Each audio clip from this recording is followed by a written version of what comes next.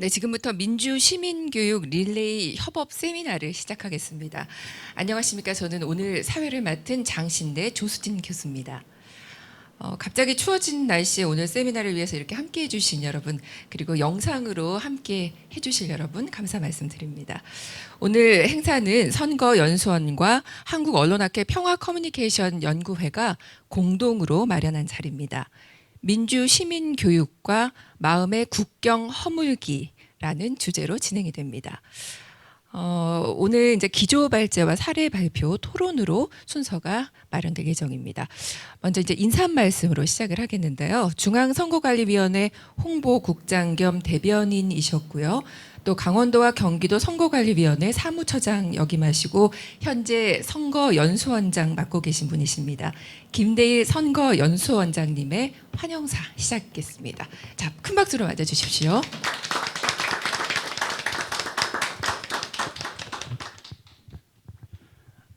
네, 안녕하십니까. 선거연수원장 김대일입니다. 먼저 오늘 세미나에 참여해 주신 평화커뮤니케이션 오원환 회장님을 비롯한 발표자, 토론자 그리고 모든 관계자 여러분께 진심으로 감사와 환영의 말씀을 드립니다. 우리나라 사회의 소수자 연구 분야에서 활발하게 활동하고 계시는 전문가들로 이루어진 한국언론학회 평화커뮤니케이션 연구회와 함께 선거연수원이 민주시민교육 세미나를 개최하게 된 것은 매우 뜻깊다 할 것입니다. 선거연수원은 공명선거 구현과 주권의식 향상을 위해서 일반 시민유권자, 정당의 당원, 청소년, 다문화 유권자 등 한국 사회의 모든 계층을 대상으로 시민교육을 실시하고 있습니다. 이와 함께 더 나은 시민사회 발전을 위해서 유관기관 단체와 교류 협력하는 사업도 활발하게 전개하고 있습니다. 오늘 이 세미나가 학술적 논의에만 그치지 않고 현장의 생생한 목소리를 담은 사례 연구 발표를 통해서 시민교육의 발전 방안을 모색하는 아주 의미 있는 소통의 장이 되기를 진심으로 바랍니다. 마지막으로 세미나 개최에 헌신해 주신 오원환 연구회 회장님과 교수님들 그리고 다문화 지원단체의 센터장님께 깊은 감사의 말씀을 드립니다. 감사합니다. 네, 김대일 선거연수원장님의 환영의 말씀이었습니다. 자, 이어서 인사 한 말씀이 이어지겠습니다. 오늘 세미나 좌장을 또 맡아주실 텐데요.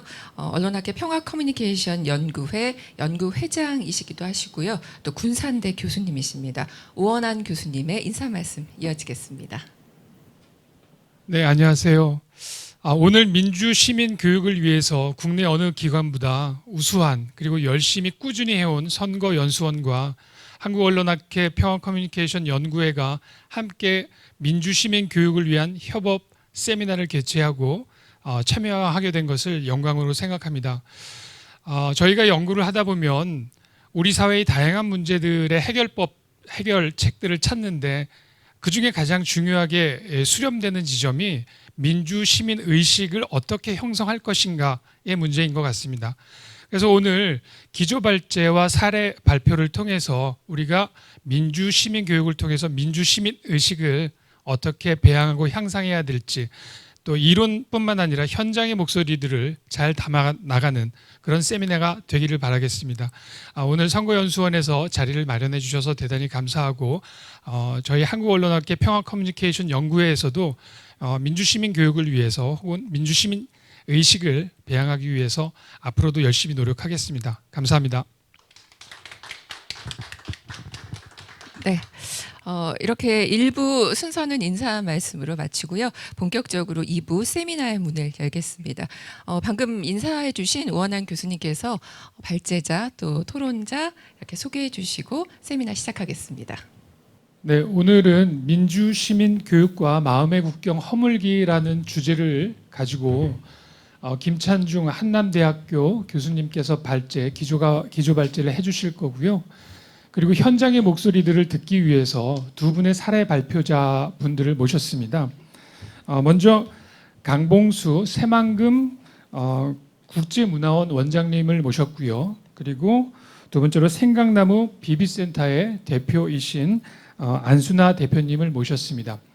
두 분의 목소리는 사실은 직접 경험해 보지 않은 분들은 잘 알 수 없는 그런 지점들에서 우리가 놓치고 있는 부분이 무엇이 있는지 이런 부분도 살펴보고 그다음에 현장의 목소리를 담은 그 이론과 연구 이런 것들이 진행될 수 있다라고 보고 그 교육의 어떤 내용들, 목표들 이런 것들을 새로 또 성찰하는 데 좋은 기회가 되리라 생각합니다. 이어서 우리 기조발제를 맡아주신 그 김찬준 교수님과 두 분의 사례 발표는 각 20분씩 발표를 해주시면 될 거고요. 그 다음에 사례 발표 끝나면 토론 및 질의응답으로 20분간 할애가 되어 있습니다. 이때는 좀 자유롭게 발제하신 내용에 대해서 우리 토론자분들께서 궁금하신 내용이나 본인의 생각들을 공유해 주시기 바랍니다. 자, 그러면은 이제부터 저희가 프로그램을 시작하도록 하겠습니다. 먼저 김찬준 교수님께서는 우리 마음의 국경이라고 하는 부분에서 이 심리적 어떤 국경, 그다음에 그 다문화 사회에서의 어떤 그 차별적 요소들, 차별적 지점들 이런 부분들이 왜 발생하는지 심리적, 사회문화적 어떤 경계, 배타 이런 것들에 대한 이론적 연구를 꾸준히 해오셨습니다. 그래서 오늘 발표 내용을 듣고 또 우리가 그 이 민주시민 교육을 위해서 어떤 부분들에 대한 그 고려들을 해야 될지 생각해보는 시간을 갖도록 하겠습니다. 자, 먼저 김찬준 교수님의 발제가 있겠습니다. 네, 안녕하십니까. 오늘 제가 맡은 발제에서는 우리 민주시민 교육과 마음의 국경 허물기 위한 그 대책의 하나로 우리의 마음의 국경이 왜 생기는 거고 그다음에 그 마음의 국경을 허물기 위한 그런 방안은 무엇인지 거기에 대해서 말 그대로 이론적인 그런 발표를 할 예정입니다.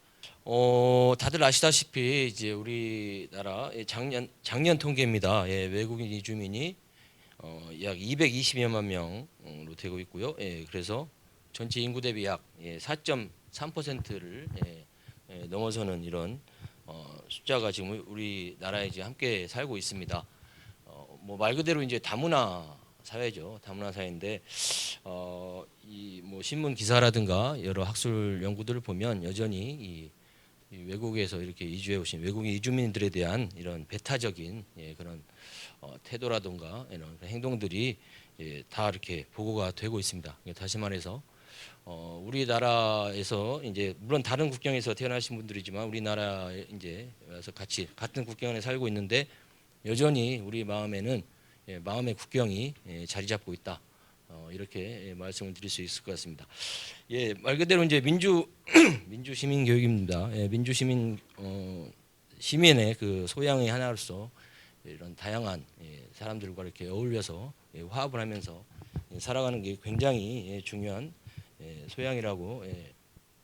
마음의 국경의 형성의 원인은 무엇보다 이제 범주화라는 뭐 그런 심리적 용어가 있습니다만 범주화는 뭐 자기 자신이나 다른 사람을 특정 집단의 이렇게 멤버로 분류하는 겁니다. 그러니까 나는 예를 들면 이 집단에 속해 있으면 다른 사람은 저 집단이다. 나는 내국인이라면 저 다른 사람들은 외국인 이주민이구나라고 이렇게 심리적으로 이렇게 인식을 하는 건데 이 범주화라는 이 심리적 작용은 굉장히 뭐 신속하게 자동으로 이루어지는 거고요. 아주 유아기 때부터 많은 연구들을 통하면 유아기 때부터 진행되는 그런 심리 작용이라고 합니다. 그래서 이건 사실은 어떻게 우리 인간이 이것을 제어하거나 할 수 없는 그런 부분이고요. 이 범주화를 이렇게 하는 이유는 뭐냐? 정보 처리의 신속성이다라고 이렇게 많은 연구들이 말씀을 합니다. 다시 말씀드리면 인간이라는 것은 기본적으로 인지적인 이런 노력이랄까요? 인지적인 노력을 덜하고 싶어하는 그런 존재라는 겁니다. 어떻게 보면 진화론적인 그런 연구죠. 에너지를 덜 쓰는 거니까요. 그러면서 이제 사회에 적응하기 위한 건데 이렇게 범주화를 해서 다른 집단으로 나눠 놓으면은 훨씬 더 그 다른 집단에 대한 이해라든가 이런 거기에 대응한 행동에서 훨씬 더 이득을 보기 때문에 이런 범주화를 하게 되고요. 문제는 이렇게 범주화를 하게 되면 사람이 이제 내 자신이 내가 아니라 그 집단의 사람으로서 이제 세상을 바라보게 되는 거죠. 그래서 나도 이제 이 집단에 속한 사람이 되는 거지만 다른 사람도 역시 그 사람의 어떤 고유한 정체성을 가진 그 개인이 아니라 그 사람은 이 집단 사람이구나라고 이렇게 이 집단적 사고를 하게 된다는 겁니다. 그래서 이제 뭐 전문 용어로는 뭐 집단 전형성으로 다른 사람을 인식한다라고 이렇게 뭐 표현을 합니다만, 이 집단 전형성이라는 건 어떤 평균적인 평균적인 특징을 집단 전형성이라고 그렇게 얘기를 합니다. 이제 문제는 이제 이 집단 전형성이라는 게 고정관념 있잖아요. 이 고정관념이 이 머릿속에 형상화되는 이 방식 중에 하나가 집단 전형성이에요. 그래서 고정관념은 다시 말해서 다른 사람을 그 집단의 평균으로 이해하는 게 고정관념인데, 그러다 보니까 결과적으로 이 범주화를 다른 사람과 나를 이게 나눔으로써 결국은 다른 사람을 이제 고정관념을 통해서 이렇게 인식하게 되는 그런 심리적 결과에 도달하게 되는 거죠. 근데 고정관념이라는 것은 이제 말씀드린 대로 특정 어떤 집단이나 그 사람들에 대한 어떤 믿음이에요. 생각. 그 사람들이 이럴 것이다라고 이렇게 믿는 생각인데, 문제는 이제 고정관념이라는 건 일반적으로 대단히 부정적이고요. 과장되고 단순화돼 있고 획일화된 그런 특징을 지닌다는 거예요. 그래서 예를 들면 뭐 우리도 이제 일상 용어에서도 고정관념이다 그러면 되게 부정적인 용어잖아요. 그래서 다른 집단은 이렇게 좋은 점이 있다라는 게 아니라 다른 집단은 저런 나쁜 점이 있구나라고 이렇게 이런 고정관념을 사용하게 된다는 것이 문제입니다. 네, 그래서 이 범주화를 기본적으로 이런 범주화를 통해서 가장 이 부정적인 고정관념을 생각하게 되면 그 자체가 이미 이제 마음의 국경에 시작이 되는 거고요. 그다음에 많은 연구들이 이 고정관념적인 사고를 하게 되면 이것이 곧 이제 그 다른 집단에 대한 편견이나 차별적인 요소의 그 원인이 된다라고 이런 연구를 내놓고 있습니다. 네, 그래서 이 고정관념이라는 것이 그렇다면은 고정관념을 바꾸면 되지 않느냐라고 하지만 이게 쉽지가 않습니다. 고정관념은 우리 마음속에서 계속해서 이렇게 지속된다라고 이런 그 연구들이 많은데요.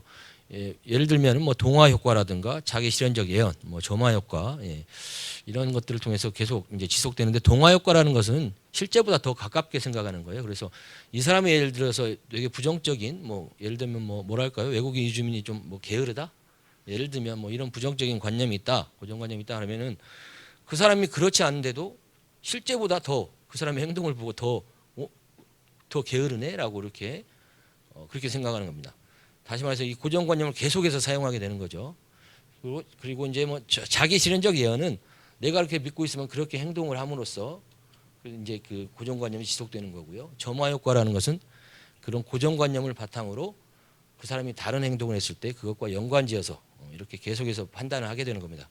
그러니까 이런 식으로 이런 심리적인 작용들에 의해서 고정관념이 한번 형성이 되면 없어지지가 않고 계속해서 지속되는 거죠. 또 이 범주화라는 것은 이런 고정관념뿐만 아니라 기타 여러 가지 인지적으로 편향된 판단을 내리게 하는 요소가 되는데, 뭐 가장 잘 알려진 뭐 이중잣대적 사고 같은 거, 예를 들어서 내로남불이라고 하지 않습니까? 그래서 뭐 다른 사람은 저렇게 행동하면 저 사람은 잘못되고 나는 좋다, 나는 괜찮다라는 이런 사고. 그다음에 귀인 오류, 귀인이라는 것은 이제 원인을 소구하는 그런 심리적 작용인데, 예를 들면 다른 사람들이 뭐 외국인 이주민이 아주 좋은 일을 했다 한다면은 그런 좋은 일이 일어난 원인을 그 사람들이 좋은 행동이라든가 좋은 특성으로 돌리지 않고 뭐 운이 좋았다라든가 뭐 이런 식으로 그런 식으로 돌림으로써 계속해서 이런 편향적인 사고를 하게 되는 겁니다. 이게 모두 이제 범주화가 단순하게 이게 집단을 가름으로써 생기는 인지적 요인이라는 데서 좀 막막합니다. 사실은 이걸 어떻게 바꿔야 될지. 지금까지 이제 인지적 요인에 말씀을 드렸고요. 이제 동기적 요인도 있습니다. 인지적 요인에 더해서 이제 인간의 동기란다면 뭐 욕구 이렇게 해석을 하시면 좋을 것 같아요. 이런 동기가 이제 결합을 하면서 이제 또 계속된 이런 마음의 국경이 쌓이게 되는데, 뭐 가장 우리 잘 알려진 동기라는 것은 우리가 긍정적인 다른 사람한테 긍정적인 평가를 좀 받고 싶다라는 그런 동기를 말하는데요. 이게 이제 사회 정체성 이론이라고 아주 잘 알려진 이론에 의해서 이제 이게 증명된 그런 사실인데, 그러니까 이제 사회 정체성 이론에서 말하는 것은 개인들이란 건 기본적으로 어떤 다른 사람에게 긍정적인 평가를 받고자 하는 그런 동기가 있다라는 거고요. 그렇다면 뭐 개인이 잘나서 긍정적인 평가를 받을 수도 있겠지만 긍정적인 평가에 내가 그 일원이다라는 것을 보여줌으로써 그 동기를 이제 충족을 시키고자 한다라는 겁니다. 그래서 이제 긍정적인 사회 사회 정체성 이론에서는요, 이 긍정적인 사회 정체성을 획득할 수 있는 이 다양한 방법들을 제시하는데 가장 잘 알려진 게 긍정적인 그 집단으로 제가 이동을 해버리면 되는 거고요. 아니면은 우리 사회 구조를 변화시켜 가지고 이제 그 전까지 천대받던 집단이 아주 높은 집단으로 이렇게 바뀔 수도 있는 거죠. 근데 뭐 그런 건 사실은 쉽지가 않죠. 예를 들면 뭐 미국 흑인 같은 경우들 뭐 인종을 어떻게 바꾸겠습니까? 다른 내가 아무리 백인으로 소속되고 싶다고 하더라도 이게 바꿀 수가 없는 그런 이런 사회적 제약들이 있기 때문에 결국 사람들이 가장 많이 이제 하는 방법이 어떻게 보면은 자기 이제 머릿속의 만족인데 아 우리 집단이 더 잘났다라고 이렇게 마음속으로 심리적으로 이렇게 긍정적인 평가를 내리게 되는 거죠. 이게 아무 이유가 없습니다. 단지 내가 잘나고 싶기 때문에 그런 평가를 받고 싶기 때문에 그렇다는 거고요. 그래서 이 결과적으로 이 사회 정체성 이론에서 말하는 것은 결과적으로 우리 개개인들이 좋은 평가를 받고 싶은 마음에 우리 집단이 더 뛰어나다라고 이렇게 그런 식으로 긍정 평가를 내린다는 겁니다. 외국인 이주민보다 우리 한국 시민이 훨씬 낫다. 우리 내국인들이 그 사람들은 못났다. 우리는 낫다라고 이렇게 평가를 내리는 그것이 바로 이제 동기가 만들어내는 우리 마음의 국경이다라고 이렇게 말씀을 드릴 수 있겠습니다. 또 하나 이제 제가 또 말씀드리고 싶은 것은 위협입니다. 위협. 위협이라는 것은 이제 어떤 다른 집단의 행동이 우리 집단의 어떤 목표나 행복을 이렇게 침해함으로써 우리가 이제 받게 되는 그런 심리적인 그런 반응인데 흔히 이제 위협은 실제적 위협과 상징적 위협 이렇게 두 가지로 나뉘는데요. 실제적 위협은 물질적 위협입니다. 그래서 우리가 뭐 다른 집단이 우리에게 경제적 손해를 끼친다든가 아니면 뭐 육체적인 신체적인 이런 뭐 피해를 입히는 가장 잘 알려진 거고요. 최근에는 연구를 통해서 이제 상징적 위협도 위협이다라고 해서 외부 사람들이 우리 이제 영역에 유입됨으로써요. 그 사람들이 가지고 있는 신념이나 세계관이 우리의 것과 충돌하면서 우리 것이 혹시 오염되는 거 아닌가 하는 그런 염려 그런 것들을 이제 위협으로 상징적 위협으로 이제 받아들이는데 이제 위협이 특히 이제 중요한 이유는요. 그런 위협이 이제 실제적으로 없더라도 사실 그런 심리적으로 그걸 느끼기만 해도 이게 큰 문제가 되는데 위협 인식이라는 게 특히 중요한 이유는 앞서 말씀드린 뭐 사회 정체성 이론에서 말하는 우리 집단이 잘났다. 거기까지는 그래도 좀 어떻게 보면 낮은 수준의 마음의 국경이라고 제가 말씀을 드리고 싶은데 위협은요 이 부정적인 감정을 공포라든가 분노 이런 감정들을 야기시키고 그런 감정들이 결과적으로 요즘 아주 뭐 문제가 되는 다른 집단에 대한 혐오로 이어지는 아주 중요한 요인입니다. 위협이. 그래서 위협은 좀 아주 우리가 좀 관심을 기울여서 봐야 될 건데 뭐 여기에서 뭐 잠깐 뭐 미디어 같은 얘기를 미디어의 뭐 내용을 좀 잠깐만 짚고 넘어간다면 이제 여러분들도 보시면 알겠지만 외국인 이주민에 관한 보도를 할 때 가장 많이 하는 게 위협 보도입니다. 그래서 예를 들면 외국인 이주민이 들어와서 한국인들의 뭐 일자리를 빼앗아 간다라든가 아니면 외국인 이주민들 가장 많이 보는 게 아마 범죄 보도일 거예요. 범죄. 근데 이제 그 범죄 보도가 뭐 범죄를 저지른 건 사실이지만 그 외국인 이주민들의 그 인구 비율에 비해서 너무 많이 사실은 보도가 되는 그러니까 한마디로 그런 식으로 이렇게 외국인 이주민 우리 사회의 위협이 된다라는 그런 메시지들이 우리 사회에 가득 차 있습니다. 결국은 이게 이제 큰 혐오로 아주 마음의 국경을 공고화시키는 요인이 될 수 있다라고 말씀드리겠습니다. 이런 위협들은 왜 생기냐? 예를 들면 현실적 집단 갈등 이론에서는 경쟁이 문제다. 승자독식 경쟁이 위협으로 우리 걸 뺏기게 되는 거잖아요. 우리가 경쟁에서 짐으로써 뺏기게 되기 때문에 그게 이제 위협이 되는 거고요. 또 하나는 이게 상징적 위협 이론에서는 아까 말씀드린 대로 이런 세계관의 세계관이 우리 사회를 바꾸게 우리가 중요시하는 우리의 어떤 가치라든가 이런 문화 이런 것들을 침해할 것이다라는 그런 인식이 있고요. 통합 위협 모델에서는 위협이라는 게 아까 앞에서 말씀드린 고정관념이 위협의 요인이 된다라고 또 이렇게 말을 하고 있습니다. 그래서 좀 문제입니다. 이제 고정관념이라는 거 아까 말씀드린 대로 정말 인지적 작용일 뿐인데 그런 부정적 고정관념이 이제 위협으로 이어지면서 이제 실제로 그 다른 집단을 혐오하게 되는 그런 결과에까지 이를 수 있다라고 이렇게 연구가 되고 있습니다. 자, 이제 요인들을 말씀을 드렸고요. 이제 그렇다면 우리가 이제 마음의 국경을 어떻게 하면 저는 허물다라는 표현을 썼습니다만 좀 낮추기만 해도 참 사실은 좋은데 그렇다면 어떻게 하면 좀 낮출 수 있을까, 허물 수 있을까에 대해서 뭐 연구된 뭐 몇 가지 이론들을 좀 말씀드리면 첫째 가장 많이 이제 거론되는 게 이제 접촉의 힘입니다. 교류의 힘이라고 하죠. 접촉가설. 1954년에 이제 알포트라는 학자가 심리학자가 이제 제안한 건데 좀 너무 단순합니다. 단순하지만 이 연구는 전 세계적으로 500여 편이 넘는 연구들을 통해서 그 효과가 아주 극명하게 아주 잘 증명된 그런 이론입니다. 그래서 이 접촉가설은 되게 단순합니다. 우리 집단 간 교류를 통해서 낮출 수 있다라는 거예요. 마음의 장벽을. 그런데 이제 다만 그냥 일상적인 이런 일상적인 우리가 이런 조건을 갖추지 않고 일상적인 만남은 오히려 더 마음의 국경을 높인다라는 그런 연구 결과가 많이 있습니다. 그래서 그 조건을 좀 유익 있게 볼 필요가 있는데 4가지 조건이라고 해서요. 이제 사회적 지위가 동등해야 되고요. 그다음에 공동의 목표가 있으면 아주 좋고요. 그다음에 그 목표를 이제 달성하는 데 있어서 상호 협조적인 그런 분위기가 있어야 되고 그다음에 이 만남, 이 집단 간의 만남이 우리 사회로부터 인정받는 그런 것이어야 된다. 이게 왜 그 집단을 만나냐 이런 분위기가 아니라 빨리 만나가지고 좀 잘 됐으면 좋겠다 이런 지지를 받는 그런 거여야 된다는 건데 그래서 이제 우리가 서로 지위가 다른데 어떻게 이게 지위가 같을 수 있냐 근데 이제 그 상황에 그 만남에 임하는 상황에서 그 참여자들이 그렇게 느껴야 된다는 겁니다. 그렇게 느껴야 된다는 거고 그다음에 그렇기 때문에 이거의 사실을 이 조건들이 다 있으면 좋아요. 다 있으면 좋은데 이 연구에 따르면은 사실은 없어도 뒤에 나옵니다만 이게 다 갖춰지지 않아도 괜찮다라는 연구 결과들이 있습니다. 자, 그렇다면 집단 간 이 접촉이 이렇게 큰 효과를 발휘하는 이유는 뭐냐? 많은 걸 바꿔요. 첫째 보면 학습이라고 되어 있는데 집단 간 만남을 통해 다른 집단에 대한 어떤 부정적이고 잘못된 정보를 바꾼다.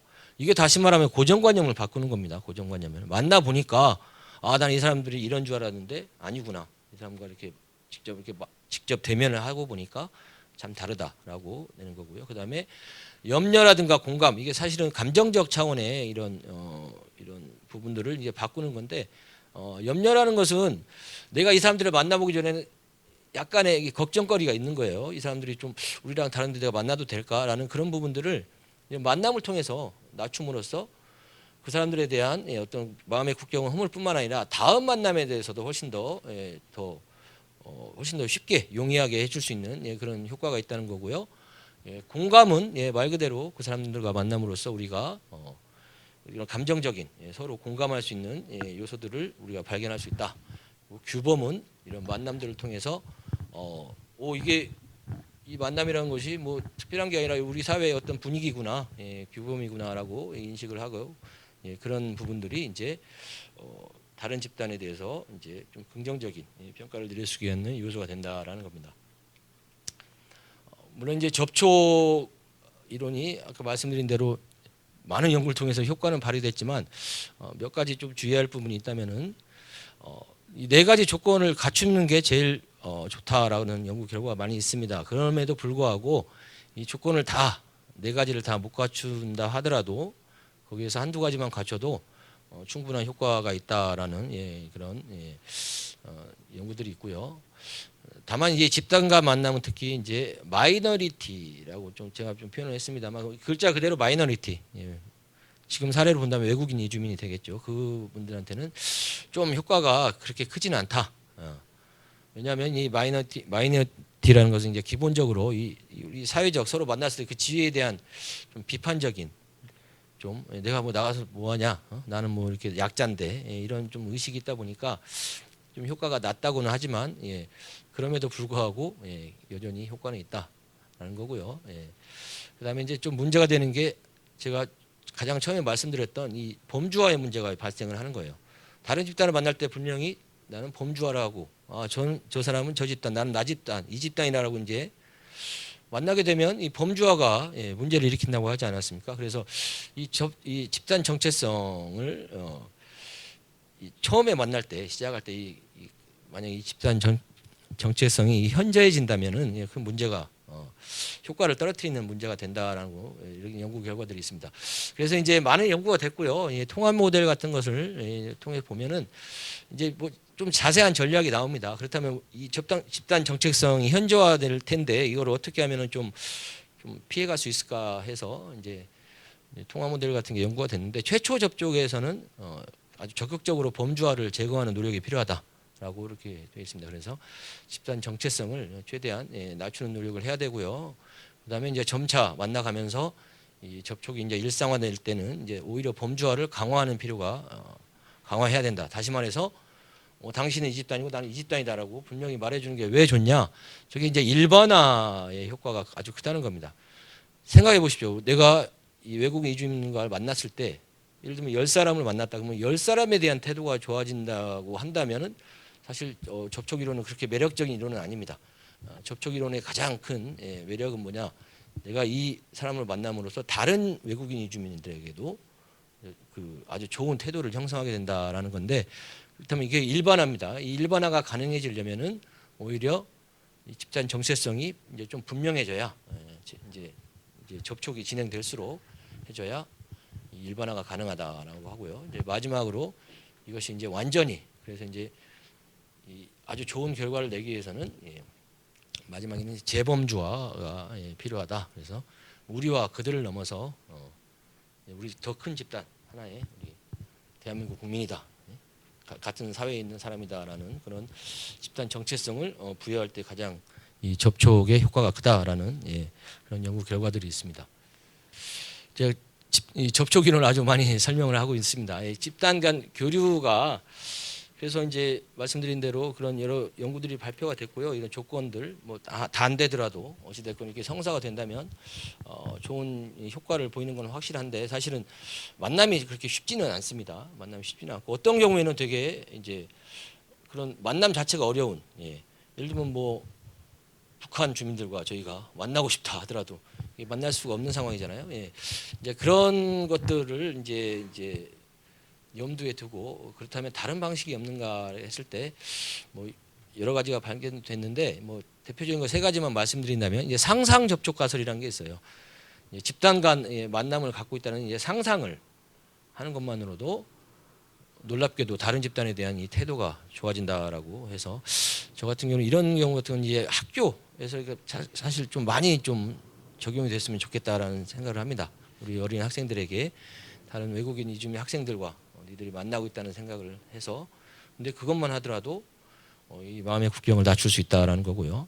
그다음에 확장된 접촉 가설은요. 내가 직접 만나지 않더라도 내가 잘 알고 있는 어떤 사람, 나와 친분이 있는 어떤 사람이 다른 집단과 만나고 있는 걸 내가 알기만 해도 효과가 있다라는 거예요. 그래서 지금 뭐 많은 이제 시민단체나 이런 분들이 이제 많이 접촉을 하고 계신 걸로 알고 있는데 그것을 아마 다른 분들이 그걸 알고 있으면 그 사람들도 이렇게 또 태도가 좋아진다는 그런 연구도 있고요. 그다음에 미디어를 통한 이제 접촉 가설도 있어요. 그래서 미디어를 통해서 내가 외국인 이주민을 미디어를 통해서 보게 되는 거죠.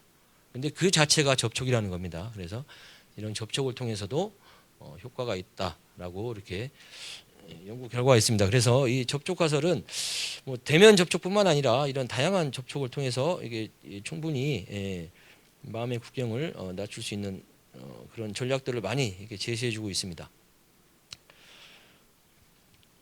자, 두 번째는 이제 범주화 전략입니다. 이 범주화 전략은 이 범주화가 어떻게 보면 어떤 그 마음의 국경의 시작이 되기 때문에 이걸 어떻게 우리가 좀 그렇다면 조정해서 바꿀 수 없냐라는 건데 좀 인위적인 거죠 사실은. 예, 인위적입니다만은 이런 노력들이 또 대단히 효과적이고요. 앞서도 말씀드렸지만 특히 이제 접촉을 진행할 때 다른 전략과 합쳐져서 큰 효과를 이게 발휘하는 의외로 그런 전략 중에 하나입니다. 뭐 세 가지를 제가 제 발제문에 소개시켜드렸는데 잠깐 말씀드리자면 이제 첫째가 이제 공통 정체성 모델이에요. 이건 아주 많이 우리가 목격을 하고 쓰이는 전략인데 뭐 지난 평창 동계올림픽인가요? 뭐 이런 거 보면은 여러분들 뭐 이 남과 북 간의 이 주민들이 통일기를 이제 휘두르면서 외치는 구호가 우리는 하나다 이거잖아요. 우리는 하나다. 이런 노력들이 다 공통 정체성 모델이 반영된 그런 전략이다 이렇게 보시면 될 거예요. 그래서 인위적으로 물론 이제 나눠져 있는 걸 알지만 우리는 더 큰 하나의 집단의 사람입니다라는 것을 강조하는 게 공통 정체성 모델입니다. 이걸 통해서 이제 이 나눠져 있는 정체성을 없애버리는 그런 방식인데 아주 많이 쓰이고 있고요. 이 효과가 또 아주 연구들 통해서 크게 나타나고 있습니다만 다만 뭐 몇 가지 단점이 있는데 첫째는 인위적이다 보니까 아무래도 좀 효과가 짧고 비현실적인 그런 것도 있고요.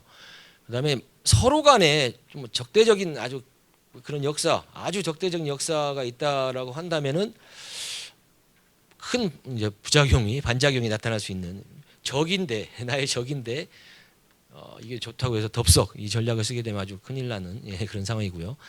그다음에 이제 이 공통 정체성 모델이다 보니까 묻지도 따지지도 않고 너희들은 같은 하나의 팀이다라고 얘기하게 되면은 내가 속해 있는 집단에 아주 이 프라이드를 가지고 있는 사람들로서는 좀 기분 나쁠 수가 있는 겁니다. 그래서 그런 것들이 또 부작용을 발생시킬 수 있는데 이제 그것을 이제 좀 없애보자 해서 이제 고안된 게 이중 정체성 모델이고요. 이거는 역시 마찬가지 방식입니다. 너희들은 더 큰 집단의 한 소속이다라고 이제 인위적으로 정체성을 부여하는 건데 다만 앞서 그런 정체성 내가 가치 있는 정체성을 소실하게 됨으로써 생기는 반발작용을 없애기 위해서 너희들이 각각의 집단인 건 알지만 그래도 하나의 집단이다. 더 큰 집단의 소속이다라고 이렇게 강조를 하는 겁니다.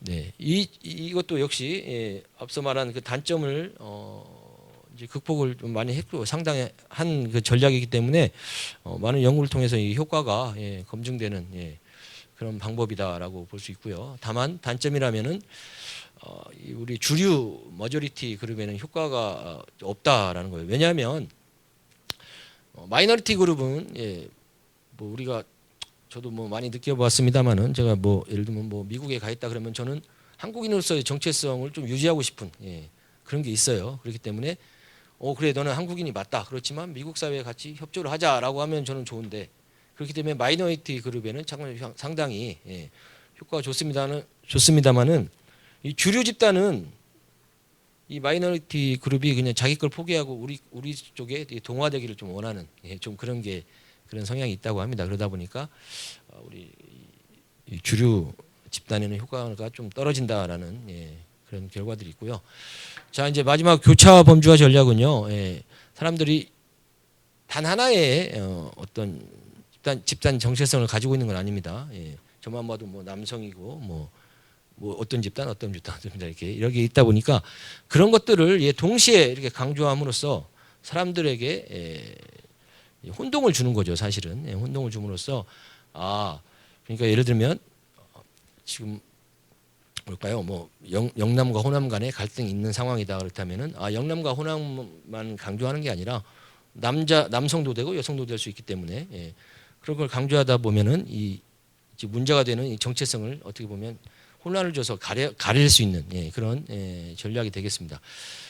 그래서 이 전략도 많이 쓰이고 있고 효과가 입증됐습니다만 다만 단점으로는 어떤 특정 상황에서 어떤 특정 정체성이 워낙에 강조가 돼버리면 나머지 다른 정체성을 아무리 어떻게 보면 갖다 붙여도 좀 효과가 떨어지는 그런 좀 단점이 있다라고 이렇게 보고가 되고 있습니다.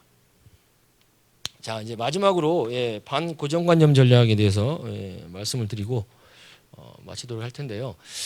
반고정관념 전략은 아까 말씀드린 대로 이 범주화라는 것이 고정관념을 형성하게 되는데 그걸 어떻게 좀 바꿔볼까라는 그건데, 그래서 기존에 사람들이 가지고 있는 어떤 특정 집단에 대한 어떤 부정적인 고정관념에 반하는 어떤 긍정적인 그런 이미지를 계속해서 반복해서 노출을 시키는 거예요. 보여주는 거죠. 그럼으로써 점점점 이렇게 바뀌게 하는 건데, 이게 과연 가능하냐라는 앞서 말씀드렸지만 고정관념이 좀 바뀌기가 쉽지 않다라고 했는데 연구 결과에 따르면 언젠가는 바뀝니다. 바뀌긴 바뀌는데, 다만 이제 이 고정관념이 어떤 특성을 가지고 있냐 이론적으로 봤을 때 그 차이에 따라서 좀 시간에 바뀌는데 시간의 차이는 있다고 해요. 그래서 고정관념이 어떤 학자들은 프로토타입, 아까 말씀드린 전형성으로 형상화되어 있을 때는 형상화되어 있느냐 아니면은 이그젬플라, 구체적인 예로 형상화되어 있느냐에 따라서 이 시간이 좀 걸리는 시간이 좀 차이가 있다라는 거예요. 다시 말해서 프로토타입으로 되어 있다라고 믿는 학자들을 보세요. 있으면은 평균적인 특성이에요. 그러다 평균이 바뀌려면은 하나가 바뀌어서는 평균은 안 바뀝니다. 그렇죠? 그렇기 때문에 이런 긍정적인 이미지를 계속해서 이렇게 노출을 시켜야만이 나중에 바뀐다라는 게 이제 프로토타입 이론가들의 주장이고요. 이그젬플라는 아니다. 고정관념은 어떤 개별적인 예로 이게 저장이 되기 때문에 좋은 예 하나만 있어도 바뀔 수 있다라고 이렇게 그런 주장들을 합니다. 무엇이 옳지는 모르겠습니다만 결론적으로 말씀드리고 싶은 것은 이 반고정관념 전략에 대한 연구들도 많습니다만 결국은 시간에 어떤 내가 이론적인 스탠스를 취하느냐에 따라서 이 시간에 변하는 시간의 차이는 있으나 이 반복적인 노출은 분명히 이 고정관념을 변화시킨다라고 하고요. 뭐 여기서 말씀을 안 드리지만 사실은 이 고정관념이 대부분이 이런 미디어라든가 이런 거에 노출이 되고 유출이 되기 때문에 사실 실제적으로 외부 집단을, 외국 이주민을 우리가 만나거나 직접 교류하는 경우는 없습니다만 그 사람들에 대해서 우리가 분명히 어떤 고정관념을 가지고 있습니다. 대부분이 미디어를 통한 이런 부정적인 고정관념이고요. 그래서 제가 뭐 발제문에는 그런 미디어 리터러시를 통해서 이런 비판적으로 그런 메시지를 우리가 받아들이고 이해할 필요가 있지 않나라고 그런 대안을 제시했는데, 물론 이제 많은 시민들의 노력이 그런 필요한, 개개인의 노력이 필요한 그런 부분이 아닌가 싶고요. 반고정관념 전략은 가장 이제 주의할 부분이 정보가 전형적이어야 된다는 거예요. 다시 말씀드려서 긍정적인 이미지의 어떤 모습의 노출을 자꾸 시키는데, 이 긍정적인 그 사람이, 긍정적으로 묘사되는 사람이 그 집단을 딱 봤을 때 이게 대표할 수 있는 전형적인 인물이다라는 것이어야 된다는 겁니다. 다시 말해서 너무 특별한, 너무 두드러지게 특별한 사람은 변화를 못 시킨다는 거예요.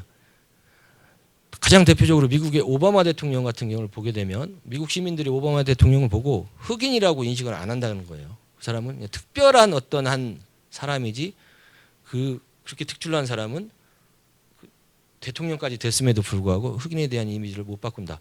다시 말해서 하위 분류와 정보를 나눠버리는 거죠. 그 사람은 그 흑인이 아니다라고 이런 그런 연구 사례들이 많이 보고가 되고 있기 때문에 이 반고정관념 전략을 쓸 때는 이런 정보의 전형성을 또 염두에 두고 할 필요가 있다라고 이렇게 말씀을 드리겠습니다.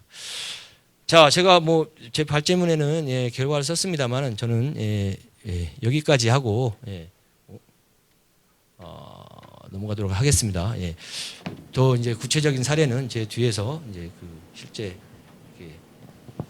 협업에 계시는 현직에 계시는 분들께서 더 자세히 말씀을 해주실 거라 기대를 합니다. 감사합니다. 우리 마음의 국경이라고 하는 것이 왜 생기는가라고 하는 문제를 심리적 혹은 사회문화적인 측면에서 말씀해 주셨고요. 이어서 그렇게 형성된 마음의 국경을 허물거나 혹은 낮출 수 있는 방안으로서 기존에 연구되었던 논의들을 잘 풀어주신 것 같습니다. 이와 관련한 구체적인 어떤 토론들은 이어서 이제 나중에 한꺼번에 토론 시간을 갖도록 하고요. 두 번째로 이제 그 발표해 주실 강봉수 원장님을 모시고 이제 발표를 듣겠는데요. 한 달 전쯤인가 제가 저희 아들이 다쳐서 밤 12시에 그 지역에 있는 종합병원에 간 적이 있습니다. 그 병원에 갔더니 병원에 그 응급실에 갔었습니다. 그 시간에.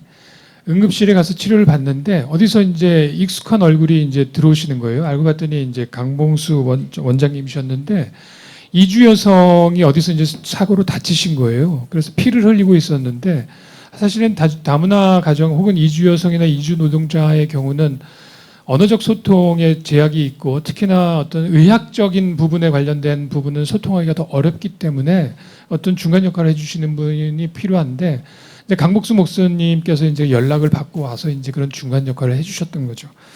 그래서 이제 제가 그 우리 강봉수 원장님의 어떤 이 사례 발표 내용들은 직접 현장에서 경험하고 또 생각했던 내용들로 이루어졌다라고 하는 것을 잘 알고 있고 그래서 하나의 의미 있는 발표라고 생각을 합니다.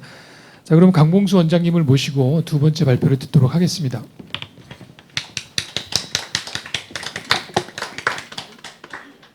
안녕하십니까. 새만금 국제문화원의 강봉수 원장입니다.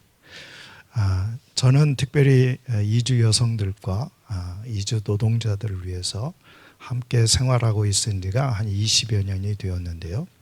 처음에는 외국인 노동자 센터, 다문화 센터 이렇게 시작했는데 결국은 이게 문화운동이기 때문에 문화원으로 이렇게 승격이 돼야 이런 일을 종합적으로 감당할 수 있다고 생각을 하게 되었습니다. 그래서 새만금 국제문화원을 설립하게 되었고 원장으로 일한 지 도합 한 20여 년 이렇게 일을 하고 있습니다. 특별히 이주 여성과 이주 노동자들 마음에 쌓이는 경계들이라는 제목으로 이 시간 발표를 하게 되었는데요. 현장의 이야기들을 여러분들과 함께 나누면 좋겠습니다. 그럼 시작하겠습니다. 특별히 저는 이 제목을 받으면서 이렇게 생각하게 되었습니다. 한 사람의 가족도 차별받지 않는 사회를 만들면 행복하지 않을까 그런 생각이 들었고요. 저희 문화원은 특별히 16개국 약 600명의 회원을 거느리고 있고요. 전라북도 14개 시군 서천 일대를 커버하고 있으면서 이 일을 진행하고 있습니다. 활동 사진을 보면 이렇게 문화적으로 또 지역에 있는 문화활동을 또 범죄예방교실, 교육, 여행 그리고 건강권을 보장하기 위해서 의료 지원 사업, 스포츠 관련 사업을 진행하고 있습니다. 특별히 다문화 가족 아이들을 위해서 소수지만 교육도 진행을 하고 있습니다. 특별히 우리 사진을 보면 다문화 가족들 중심으로 봉사 활동도 하고 있는데요. 어울림 봉사단이라고 해가지고 이렇게 활동도 하고 있는 것을 사진을 통해서 볼 수 있겠습니다. 이 일을 하다 보니까 외국인 그 노동자뿐만 아니라 그의 가족들도 초청하게 되었고요. 그 가족들뿐만 아니라 그 외국에 있는 대학생들도 이렇게 전라북도 14개 시군에 초대해서 이런 일을 하고 있고요. 결혼까지 이렇게 함께 하고 있는 것을 여러분들이 사진을 통해서 볼 수 있겠습니다. 이 발제의 순서를 통해서 용어와 실태 이렇게 살펴보고자 하는데요. 특별히 사단법인 새만금 국제원은 문화원은 가족 구성원의 삶의 질 향상과 안전성 강화 그리고 사회 통합을 3대 과제로 이렇게 추진하고 있는 것을 살펴볼 수 있습니다. 그리고 이런 일을 하면서 제가 이론적으로는 국제 협약을 살펴보고 있는데요. 특별히 모든 이주 노동자와 그 가족의 권리에 대한 국제 협약, 이주 노동자의 차별 금지 협약이라고 하는 제도가 1990년도 12월 18일 날 채택이 되었고 국제 협약으로 2003년도에 발효가 되었는데 우리나라는 특별히 9개 항목에서 1개 협약만 비준을 하고 있지 않은데 그 비준은 이주 노동자 권리 협약입니다. 2006년도에 비준이 권고되었음에도 불구하고 16년이 흐른 현재 우리나라는 이주 노동자의 권리 협약을 비준하고 있지 않아서 이런 문제가 야기되고 있다고 생각이 되어집니다. 이 시간에는 용어를 한번 살펴보고자 합니다. 특별히 용어적으로는 우리가 불법 체류자, 외국인 노동자, 미등록 체류자, 미등록 근로자, 이주 노동자라고 이렇게 사용이 되고 있는데 국내에서는 통계와 관련돼서 법률상으로 불법 체류자라고 하는 용어를 많이 사용하고 있고요. 유엔에서 권고하고 있는 바는 이주 노동자라고 권고를 하고 있습니다. 인력적으로는 그 주 인력이 있고요, 보충적 인력이 있는데 외국인 근로자라고 하면 보충적인 그런 인력이 되겠습니다. 그래서 외국인과 관련돼서 이렇게 고용을 할 때에는 300인 이하 사업장에서 이렇게 하고 있는데 특별히 한국인을 이렇게 취업시키지 못하고 그 자녀 인력을 보충적 인력으로 보완하도록 하고 있어서 1990년도 초에는 산업연수생, 2003년에는 고용허가제를 이렇게 법률적 용어를 동원해서 외국인 노동자들을 수급하고 있습니다. 특별히 이들은 우리나라의 노동자들과 균등적 대우를 받고 있는가 하는 측면에서 살펴보면 그렇지 못한 것이 사실입니다. 인권적 관점에서는 모든 인간의 보편적 존엄과 동등성 혹은 차별이 없는 대우를 받도록 되어 있는데요. 현재 실질적으로는 그렇지 못하다는 게 평가이기도 합니다. 조금 있다가 실례를 살펴보도록 하겠습니다. 특별히 이 외국인 노동자들은 이주민들은 산업재해에 있어서 보상을 받고 있지 못하는데요. 그러면서 오는 마음의 경계, 이것이 강화되고 있다. 저는 그렇게 생각을 하고 있습니다. 그러면 이 시간에는 산업 및 생활재해 실태를 통해서 여러분들과 함께 보고자 합니다. 2018년 6월 3일쯤으로 제가 기억이 됩니다. 웅우엔 반민이 있었는데요. 이 친구는 34살 정도 되는 어선원이었습니다. 출신 국가는 베트남 국가의 출신이 되었고요. 이 친구는 합법적으로 한국에 들어오게 되었습니다. 그래서 서천에서 어선원으로 일을 하다가 군산으로 이렇게 오게 되었는데요. 이 군산에 와가지고 어선원 일을 하다가 그만 죽게 되었습니다. 이때 사건이 5명이 한꺼번에 사고가 났었는데요. 특별히 웅우엔 반민만 어창에서 가스 중독으로 그렇게 죽게 되었습니다. 그런데 이 친구가 처음에는 합법 노동자였다가 나중에 불법 노동자가 되었는데 그 이유는 어선에서 일을 하다 보니까 15일 이상 나가게 된 겁니다. 그러다 보니까 그 계약 갱신 기간을 넘겨서 불법이 되었는데 그러다 보니까 이 친구의 사회적 보장 제도가 완전히 끊어지게 되어진 겁니다. 그래서 사후에 가족을 이렇게 모시고 사후 처리를 하는데 참 어려움을 많이 겪게 되었습니다. 제가 기억나는 것은 합의금이 3천만 원이었는데 합의금 3천만 원조차 주지 않으려고 해서 약 1년 정도 소송을 하게 되었고요. 나중에 가족들이 그 합의금을 받고 나중에 이제 산업재해로 이렇게 인정받기까지 한국 사람이면 겪지 않아야 될 고초를 굉장히 오랫동안 겪게 되었습니다. 룽가룬이라고 하는 친구는 2018년 9월 이때가 추석이었습니다. 추석이었는데 다급히 저를 찾는 전화가 병원으로부터 오게 되었습니다. 추석 하루 다음 날로 기억이 됩니다. 왼쪽 생기 손가락이 절단이 되었는데 수술을 한 뒤에 저를 찾는 거예요. 비용이 없었기 때문이죠. 그래서 제가 가서 이분을 만나 뵙고 그 노동자들을 만나 뵈었는데 회사에서 책임을 지지 않으려고 개인이 돈을 내서 다치도록 처리하도록 그렇게 한 겁니다. 제가 이제 사장님하고 그 상무님하고 통화도 오랜 동안 했는데 나중에는 우리가 고용한 바가 없다고 그렇게 얘기를 하더라고요.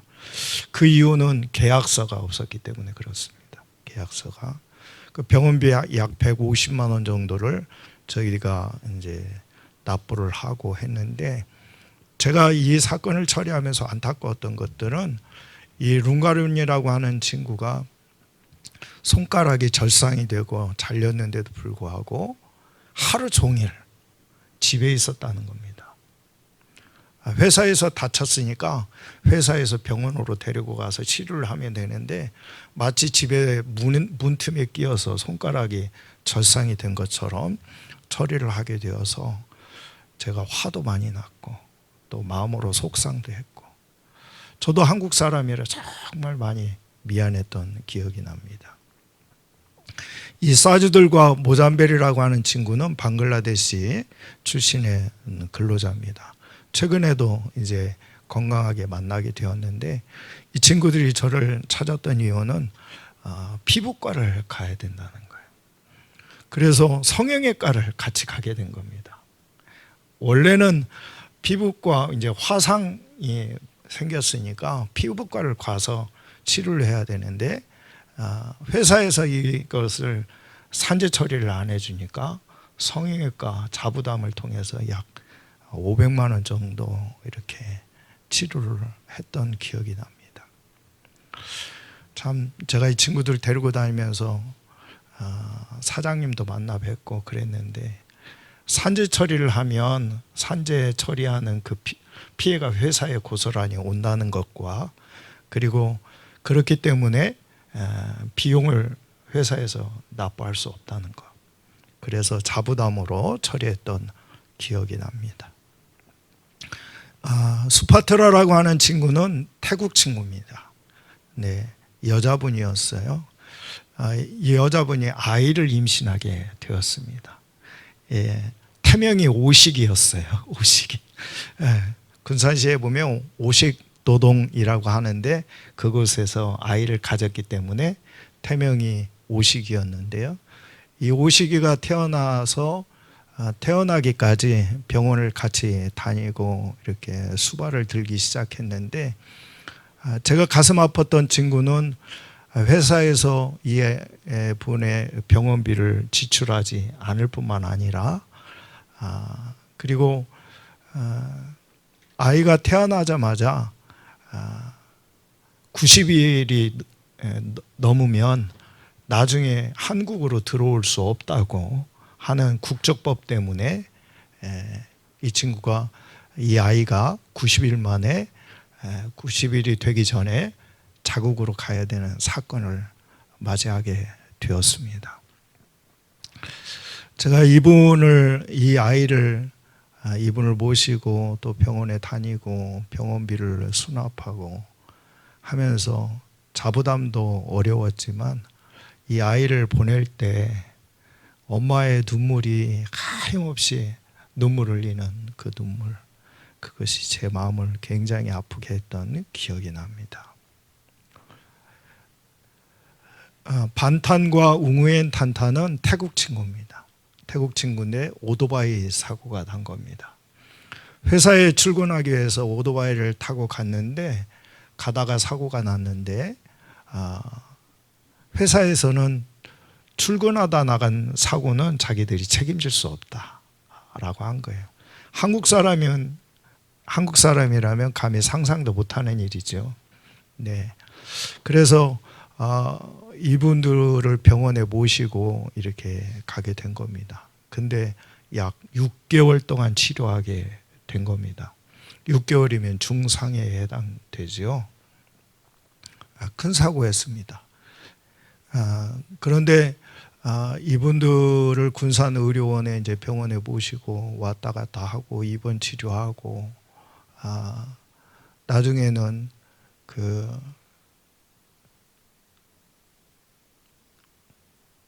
병원비가 없어가지고요. 병원비가 약 한 2천만 원 나왔습니다.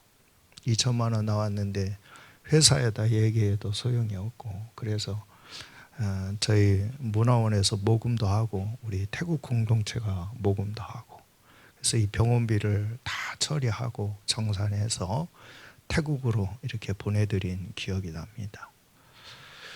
위락삭이라고 하는 분은 익산에서 근무했던 외국인 근로자입니다. 2020년 11월 암으로 이렇게 저하고 만나게 되었는데 병원에서 원광대학교 병원에서 치료를 하고 또 원광대학교 병원에서 더 이상 치료할 수 없다 그래서 전북대학교 병원으로 그렇게 이송을 했습니다. 약 3개월 동안 치료를 했어요. 그런데 복수가 더 이상 줄어들지 않아서 이분이 의료로 태국에 가게 됩니다. 간지 일주일 만에 사망한 사건입니다. 제가 나중에 이야기를 전해 듣고 한국에서 한국인 근로자라면 이렇게 죽지 않았을 텐데 생각을 많이 하고 제가 많이 울었던 기억이 납니다.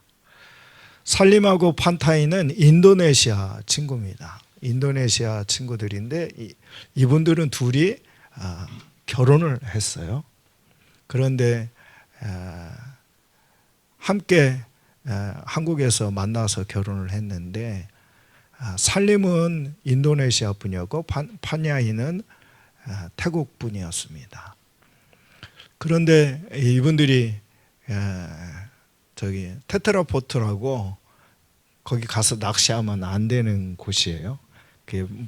이렇게 방갈로가 있고 그 앞에 파도가 넘치지 않도록 하기 위해서 그렇게 이제 막아놓은 분인데 거기서 낚시를 하다가 경찰관들한테 잡힌 겁니다. 이때가 추석이었어요. 해양 경찰관한테 잡혀가지고 경찰서로 인계된 뒤에 나중에 자국으로 가야 됐는데 가족이 이제 인도네시아, 태국으로 가는 바람에 이제 헤어지게 되었죠.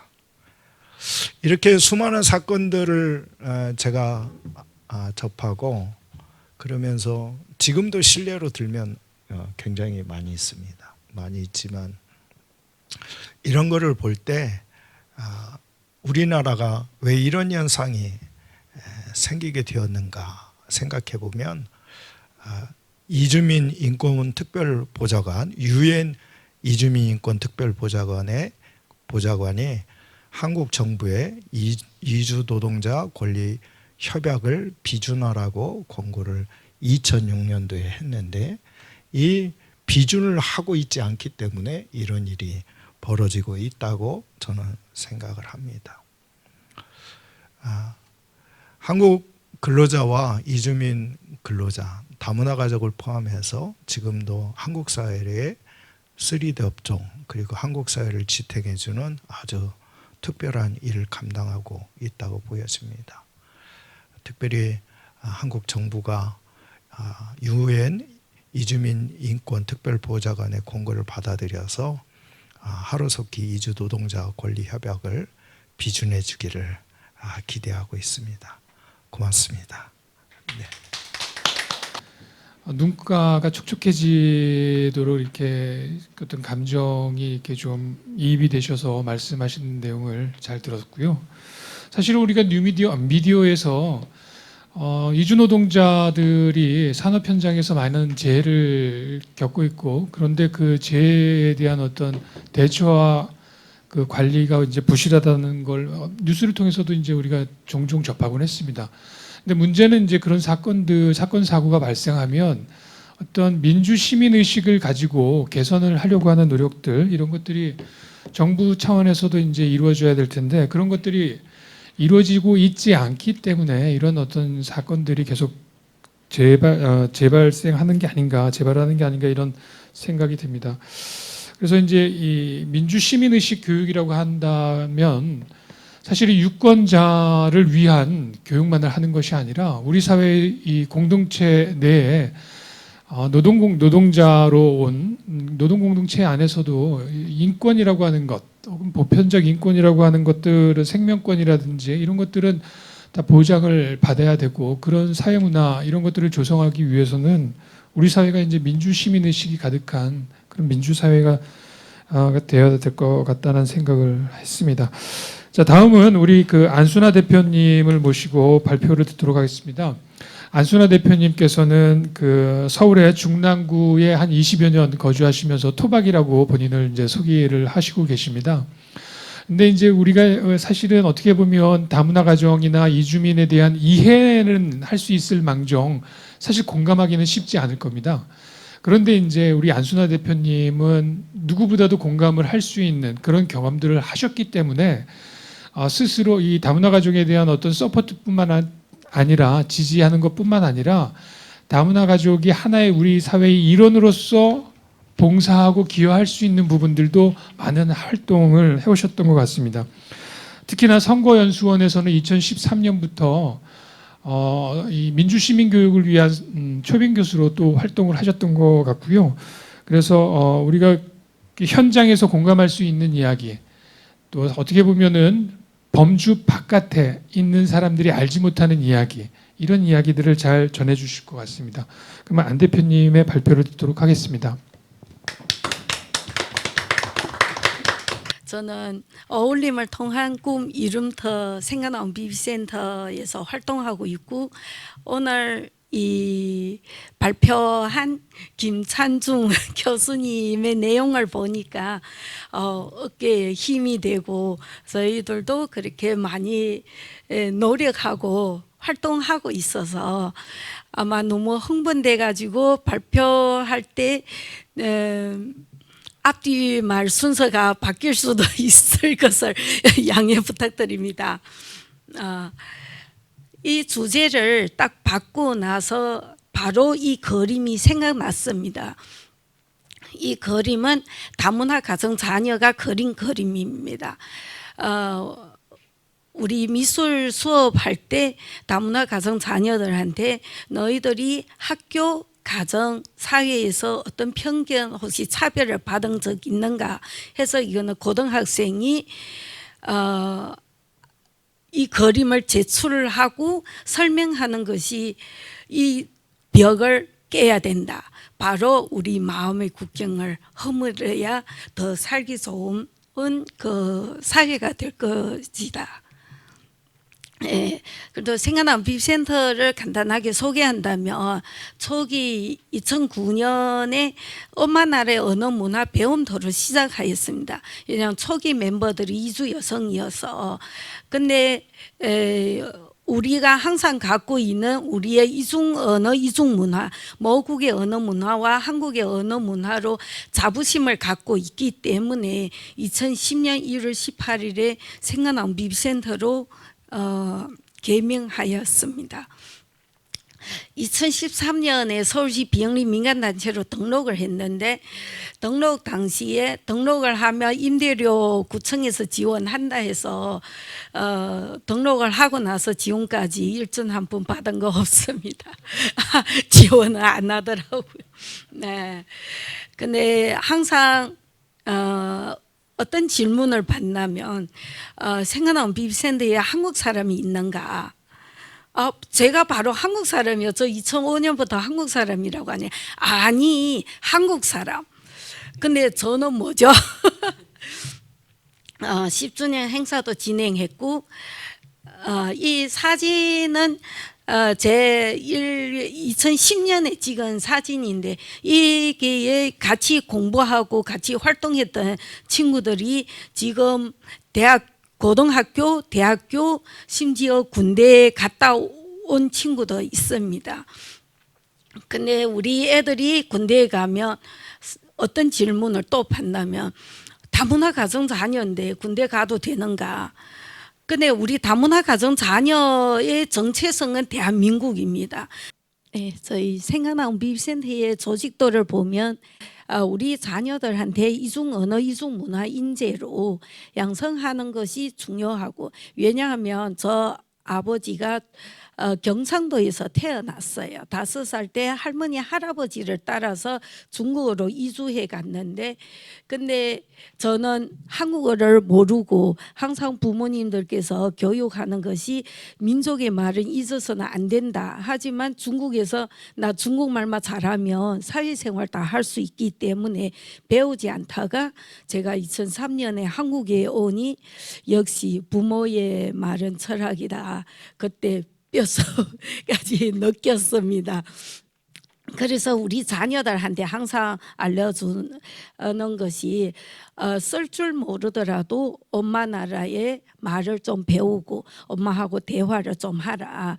그리고 엄마가 한국어 모른다고 무시하고 하는 것이 아니라 엄마 잘하는 부분을 또 볼 수도 있다고 생각합니다.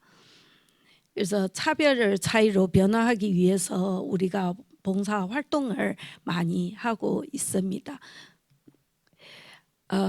문화적으로는 즐거운 것이기 때문에 세계 음악에 빠진다 하는 행사를 금년 10회인데 11월 달에 진행할 예정입니다. 각 나라에서 온 이주민들이 모국의 춤, 노래, 악기 연주라며 해서 정말 다양한 세계의 문화 예술이 한 자리로 모이는 자리입니다.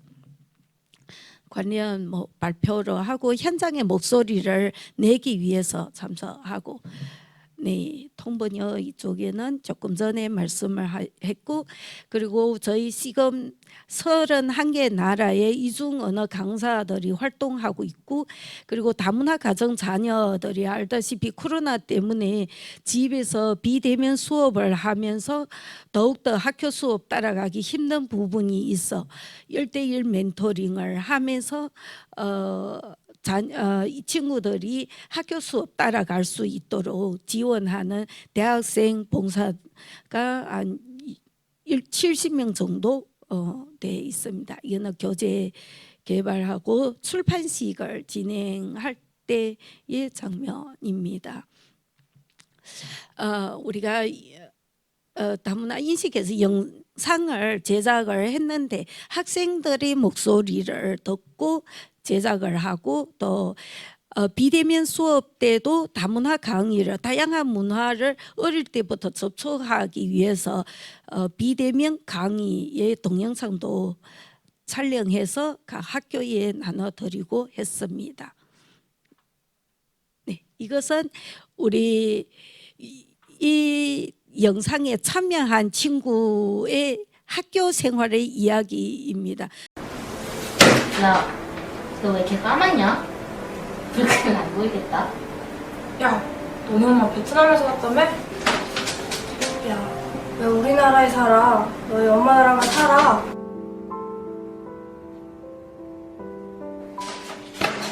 야, 니네들.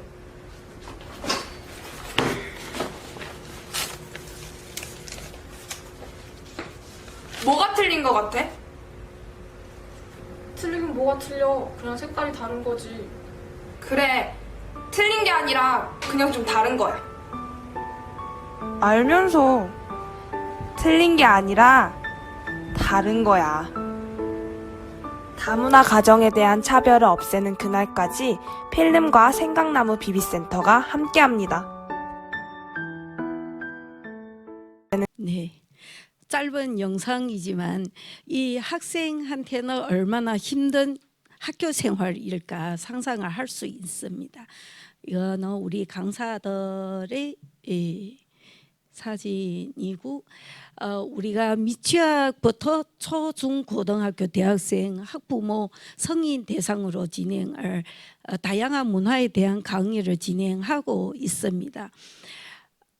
항상 이 제일 위에 그 검은 피부의 그 친구는 딱 교실에 들어가면 학생들이 어떤 인사를 할까? 영어로 인사를 합니다. 근데 이 친구는 한국말을 엄청 잘해가지고 친구들 안녕하세요 하면 친구들이 깜짝 놀라가지고 어떻게 그럴 수 있나 하는 거. 근데 이거를 통해 가지고 우리 다양한 문화, 나의 주변, 나의 이웃, 나의 가족이 될 수 있다는 것을 어릴 때부터 알려주는 것입니다. 놀이도 초기에 제가 강의를 할 때도 이거는 우리 한국의 놀이야. 그렇지만 요 보면 한국하고 비슷하지만 조금 다른 놀이로 우리 주변에 많이 있고, 그리고 이 놀이를 통해 가지고 애들이 수업 끝나고도 친구들과 같이 놀이를 진행하고 있고, 어릴 때부터 낯설지 않는 문화를 알려주기 위해서, 그래야 진정한 시민이 될 수 있으니까. 이래 입구부터 벌써 이게는 제가 강의할 때인데 딱 입구부터 벌써 딱 그 나라를 표시가 되는 장면입니다. 지금 교실에서뿐만 아니라 외부에서 이제 행사도 진행하고 우리가 다양한 행사에 초대를 받아서 부스 운영도 하고, 몇 년 전만 해도 의상 체험 부스에 애기들만, 어린이들만 와서 체험을 했는데, 지금은 어른들, 이분들은 부부입니다. 다양한 나라의 의상을 입고 어른들도 이제 체험의 부스를 와서 같이 체험하고 사진도 찍고, 나의 이웃이 이런 문화가 있다는 것을 생각을 하고 이해할 수 있는 이제 사회가 됐다고 생각합니다. 저희 공연팀에는 지금 이수 여성들은 다양한 목소리, 하나의 무대, 다양한 나라에서 온 친구들이 노래를 하는 것이고, 한글의 날을 맞이하면서 한글송을 공연을 했습니다. 근데 이 부채도 우리가 직접 제작해서 그 부채에다가 한글을 써가지고 공연을 했습니다. 어린이 댄스 팀이 있고, 이거는 장애인, 사실 저 막내입니다. 얘가 이렇게 태어날 때 조산으로 미수아로 태어나가지고 지금 이렇게 컸습니다. 9월 초에 홍콩에 가서 아시아 보체 경진대회에서 동상을 받았다고 뭐 엄청 자랑스럽게 사진을 엄청 자랑스럽게 막 찍어서 며칠 동안 그 메달을 메고 온데 복지관도 갖고 가고 막 자랑하기 위해서 집에 손님이 못 와요. 손님이 오면 그 메달을 꺼내 보여주고 네.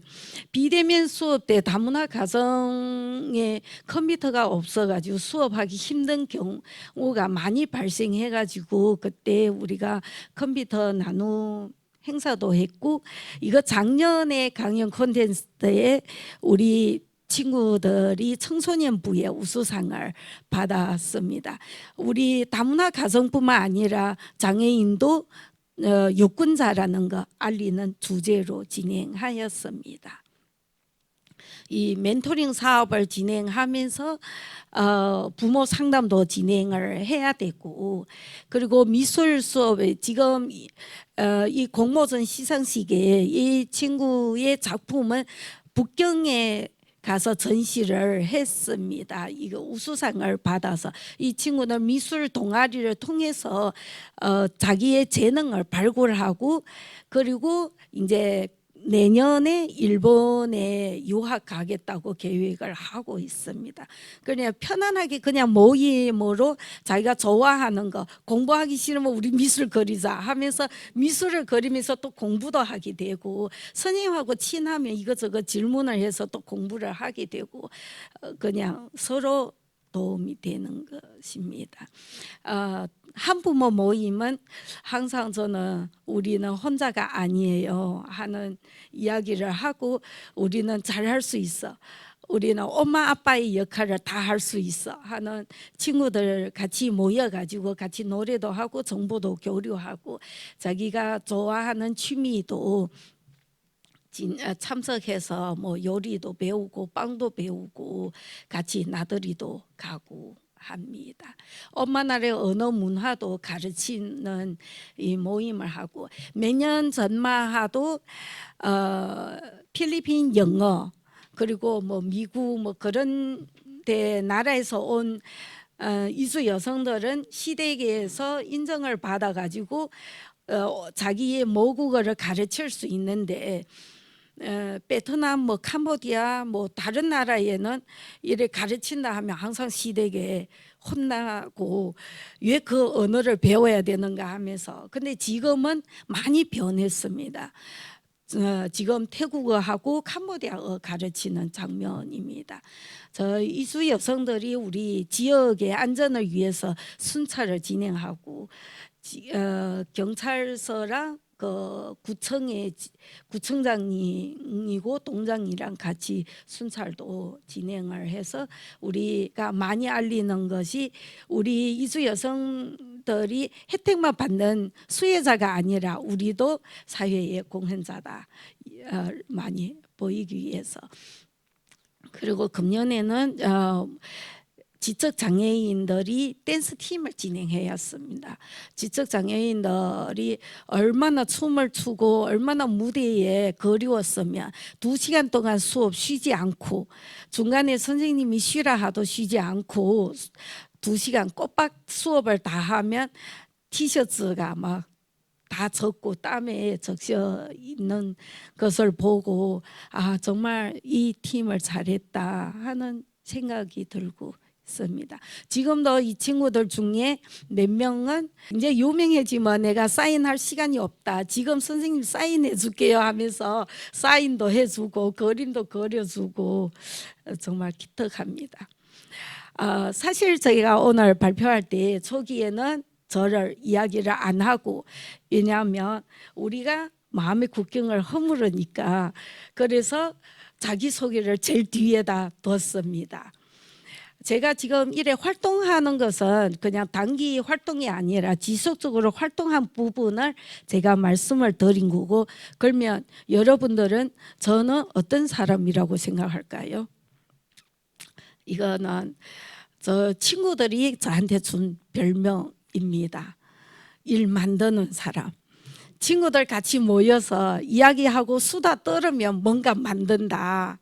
근데 저는 자랑스럽게 제가 2003년에 한국에 와서 20년째 서울의 변방 중랑구의 토박이라고 소개를 해요. 왜냐하면 그냥 저 외모를 보면 안녕하세요 하면 한국 사람이라 하는데 제가 오늘 수원역에서 택시 타고 오는데 제가 선거연수원에 가주세요 하니까 어디에서 왔는가 바로 저한테 묻더라고요. 그래서 제가 아니요 저 서울에서 왔어요 하니까 아니 어디서 왔는가 어떻게 알지? 그렇지만 저는 이미 20년째 강산이 2번 변하는 대한민국에서 살고 있습니다.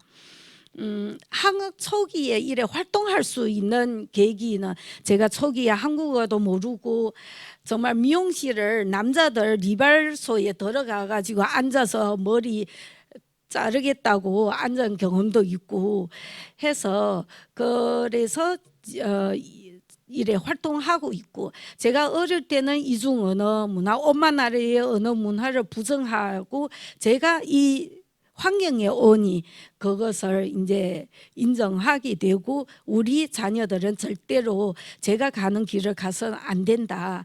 그런 차원으로 지금 시작을 했고 초기에 활동하기 전에는 자녀들이 엄마가 어린이집 학교에 그 공개 수업에도 오지 못하게 엄마는 왠지 왜 우리 친구들 엄마하고 생긴 것이 달라 왜 엄마는 한국어를 못해 하는 그런 지적을 많이 받고 엄마를 무시하고 하다가 우리가 조금 전에 그 보여드린 거 이중언어 교재도 개발했잖아요. 근데 시댁에서 항상 하는 말이 교재는 누구나 다 개발하는 거고 너희들이 무슨 교재를 개발하는가고 하면서 매일 구박을 받고 컴퓨터에 앉아서 자료도 못 찾게 하다가 정말 교재 출판식을 하니까 너희들 정말 해냈네 하면서 그런 칭찬을 받고 그리고 사회하고 직장에서도 이런 차별을 좀 줄이기 위해서 저희들이 적극 나서서 활동을 하고 있습니다. 제가 선거연수원에서 2013년부터 이제 시민 강사로 강의를 하는데 특별하게 중국인이 집중이 돼 있는 곳에 가서는 저는 한국의 이 선거 문화 유권자에 대해서 시민 강의를 중국어로 진행을 하고 있습니다. 그래서 담당 선생님한테 항상 듣는 말이 어디 가서 이런 강사를 찾을까 하는 그런 말을 듣고 있습니다. 네. 저는 친구들이 저한테 슈퍼맨이라고 이야기하고 있는데 저는 그것은 저한테는 너무 과한 별명이라고 생각을 하고 있지만 그냥 현장에서 열심히 달리고 있는 것입니다. 사회에 이래 활동을 하면서 사회의 인정을 받는 것이 저한테는 큰 힘이 되었습니다. 왜냐하면 외국인이라고 차별을 가지는 것이 아니라 우리의 활동을 인정을 해주고 우리를 이 대한민국의 이 그룹에 같이 평등하게 받아주는 것이 그것이 제일 보람을 느끼는 부분입니다. 저 선거연수원에서도 상 받았어요. 네, 9월 달에 중랑구의 공로상을 따끈따끈한 상입니다. 제가 이래 활동하는데 항상 사람들이 월급 얼마인가 그런 말을 많이 물어요. 월급이 있으면 아마 이런 날이 없을 것입니다. 중랑구에서 활동가 생애 첫 월급 봉투 챙기기 하는 행사를 진행하였습니다. 이날에 직접 저한테 카드를 예쁘게 꾸며가지고 꽃보다 순하라고 제가 좀 더 미용을 해야 될 것 같습니다. 네, 그때 많은 주민들이 참여를 하고 저를 아는 분들도 많이 왔지만 모르는 분들도 오고 그리고 이 동네의 마을에 일에 다니는데 전번에 그 활동가 생애 첫 월급 봉투 챙기기 그날에 제가 갔다고 너무 미안하는 거예요. 그 후부터 계속 그날의 행사의 사진을 보는 거예요. 혹시 만나면 그날에 왔다고 인사하려고. 그날에 오후부터 밤 10시까지 진행을 했는데 이분들은 밤 10시까지 있었던 분입니다. 그날에 사실 음식은 그렇게 다 주민들이 각자 조금씩 만들어 와가지고 정말 정성을 담은 음식을 가지고 와서 이 행사를 진행을 했습니다. 정말 그날에는 올림픽 금메달 받은 것보다 더 흥분되고 어떤 말이라도 표현을 못하게 되었습니다. 네. 사실 이런 날은 없어야 되는데 항상 외모로 어느 나라에서 왔어요. 이것도 우리가 그 다문화 가정 자녀가 그림을 그린 것입니다. 어느 나라에서 왔어요. 머리가 색깔이 이상하다고. 네. 저는 한국 사람입니다. 여기까지만 끄시면 되는데 왜? 이게 제일 문제예요. 왜 하는 거예요? 저도 현장에서 많이 활동을 하지만 오늘 이 장을 세미나를 통해 가지고 더 빨리 더 좋은 세상이 변하고 정말 세계의 어린이들의 꿈이 반짝반짝 찾을 수 있고 피부색이 다르더라도 생긴심이 다르고 언어도 다르더라도 외가 아니라 그 친구는 나하고 조금 다르다. 차별을 가지지 말고 그냥 조금 차이가 있는 부분이라고 이해해 줬으면 좋겠습니다. 네, 감사합니다. 어떻게 보면 엄마의 나라의 문화와 언어 이런 것들을 익힌다라는 거는 온전한 그 아이의 2세의 정체성을 형성하는데 대단히 중요하다 이런 생각을 할 수 있습니다.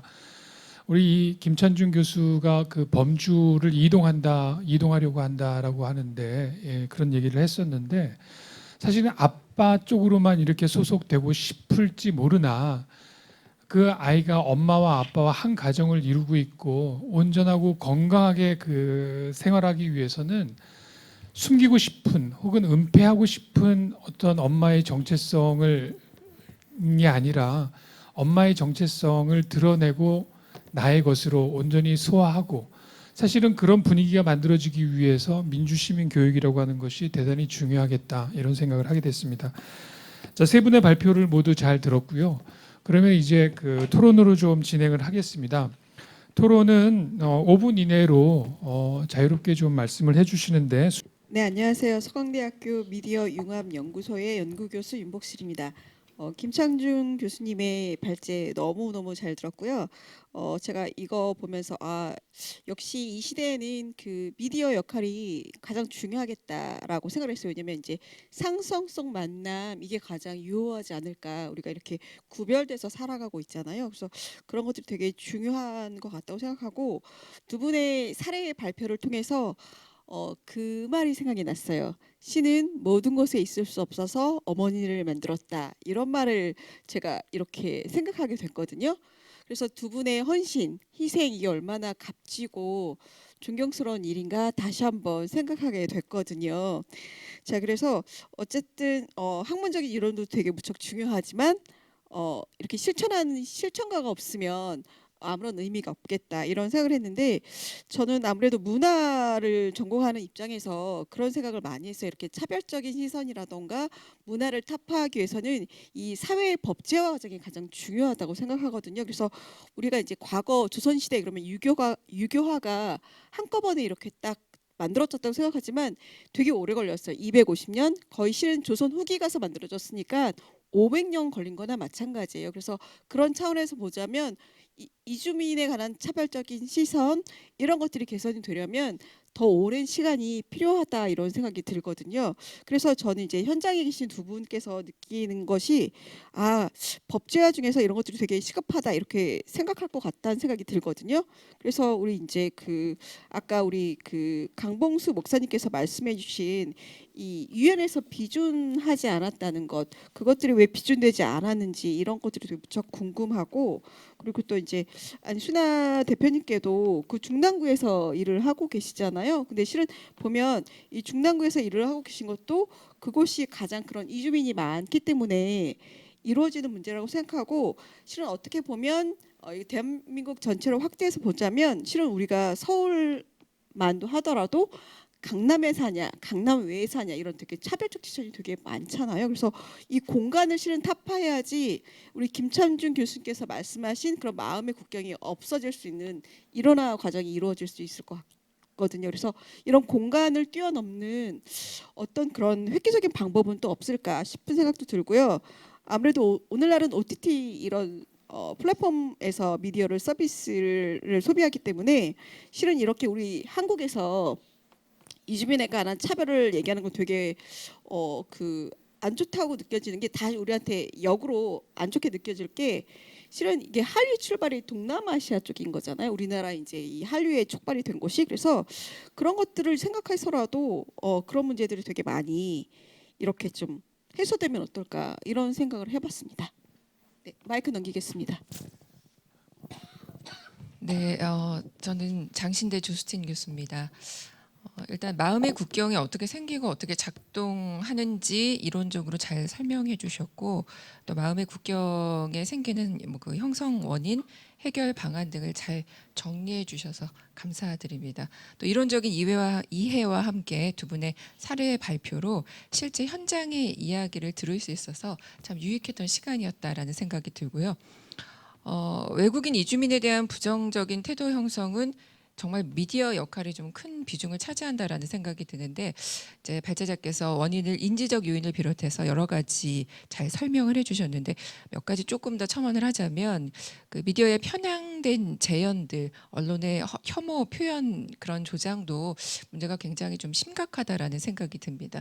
예를 들어서 뭐 언론 보도에서 지역명은 사건명에 사용하지 않도록 권유하지만 너무 쉽게 사용하고 있고요. 편견을 가지고 사용을 하죠. 그 폭행 사건이 만약에 일어났다 그러면 그 지역이 아닌데 중국 동포들이 많이 사는 지역일 거라는 추측으로 그 지역명이 붙어지는 경우가 실제 이제 있었잖아요. 구체적으로 말씀드리지 않겠지만 그런 사건 보도도 있었고요. 그리고 또 하나 이제 언론이 과격하고 차별 혐오 발언을 겹다운표에 붙여서 그대로 옮기는 행위, 특히 이게 이제 제목에 인용하는 행위부터 피해야 되는데 다운표의 그 격한 제목에 따라서 댓글 혐오도 같이 과격해진다라는 그 유의미한 결과가 최근에 나왔습니다. 또 이렇게 발제자께서 이주민과 관련된 인터넷 기사 댓글에 차별적 혐오적 표현이 광범위하게 등장한다라는 그 연구도 인용을 해주셨는데요. 이게 이제 여론 지각에 굉장히 댓글이 유의미한 영향을 미친다라는 그런 연구도 있습니다. 그래서 미디어의 재현, 용어 사용, 표현 이만큼 중요한데요. 해결 방안에서 긍정적으로 교류하는 장면을 통한 대리 접촉이라든지 미담 사례 연관지은 반고정관념 전략 등 좋은 방안을 이론적으로 잘 풀어주셨는데요. 저는 이제 이런 부분들이 제작진들의 변화도 좀 필요한 부분이 아닐까라는 생각을 해봤습니다. 따라서 이제 오늘 주제가 민주시민교육과 마음 국경 허물기인데요. 민주시민교육 중에 그 미디어 종사자들에 대한 인식 개선 그런 교육도 좀 필요하지 않을까 그런 생각도 하게 되는 시간이었고요. 그러니까 미디어가 그만큼 큰 역할을 하고 재현 표현에 있어서 되게 중요하기 때문이죠. 그래서 민주시민교육의 미디어 리터러시 교육이 꼭 필요하다라는 거 다시 한번 좀 강조하고 싶고요. 마지막으로 그 일반 시민들이 사실 많이 참여하는 부분이 요즘에 미디어 그 환경이 변하면서 인터넷 환경에서 더 문제가 심각한데요. 그 컴퓨터로 매개된 환경에서의 커뮤니케이션은 뭐 익명성, 그다음에 비인격화라는 특징 때문에 누가 누군지 알 수 없어서 이제 집단으로 그냥 구분을 하게 되죠. 그래서 내 집단, 인그룹, 또 외집단, 아웃그룹으로 나눠서 여기에서 이제 외집단에 대한 차별이나 혐오가 무감각하게 발생되는 문제들이 많습니다.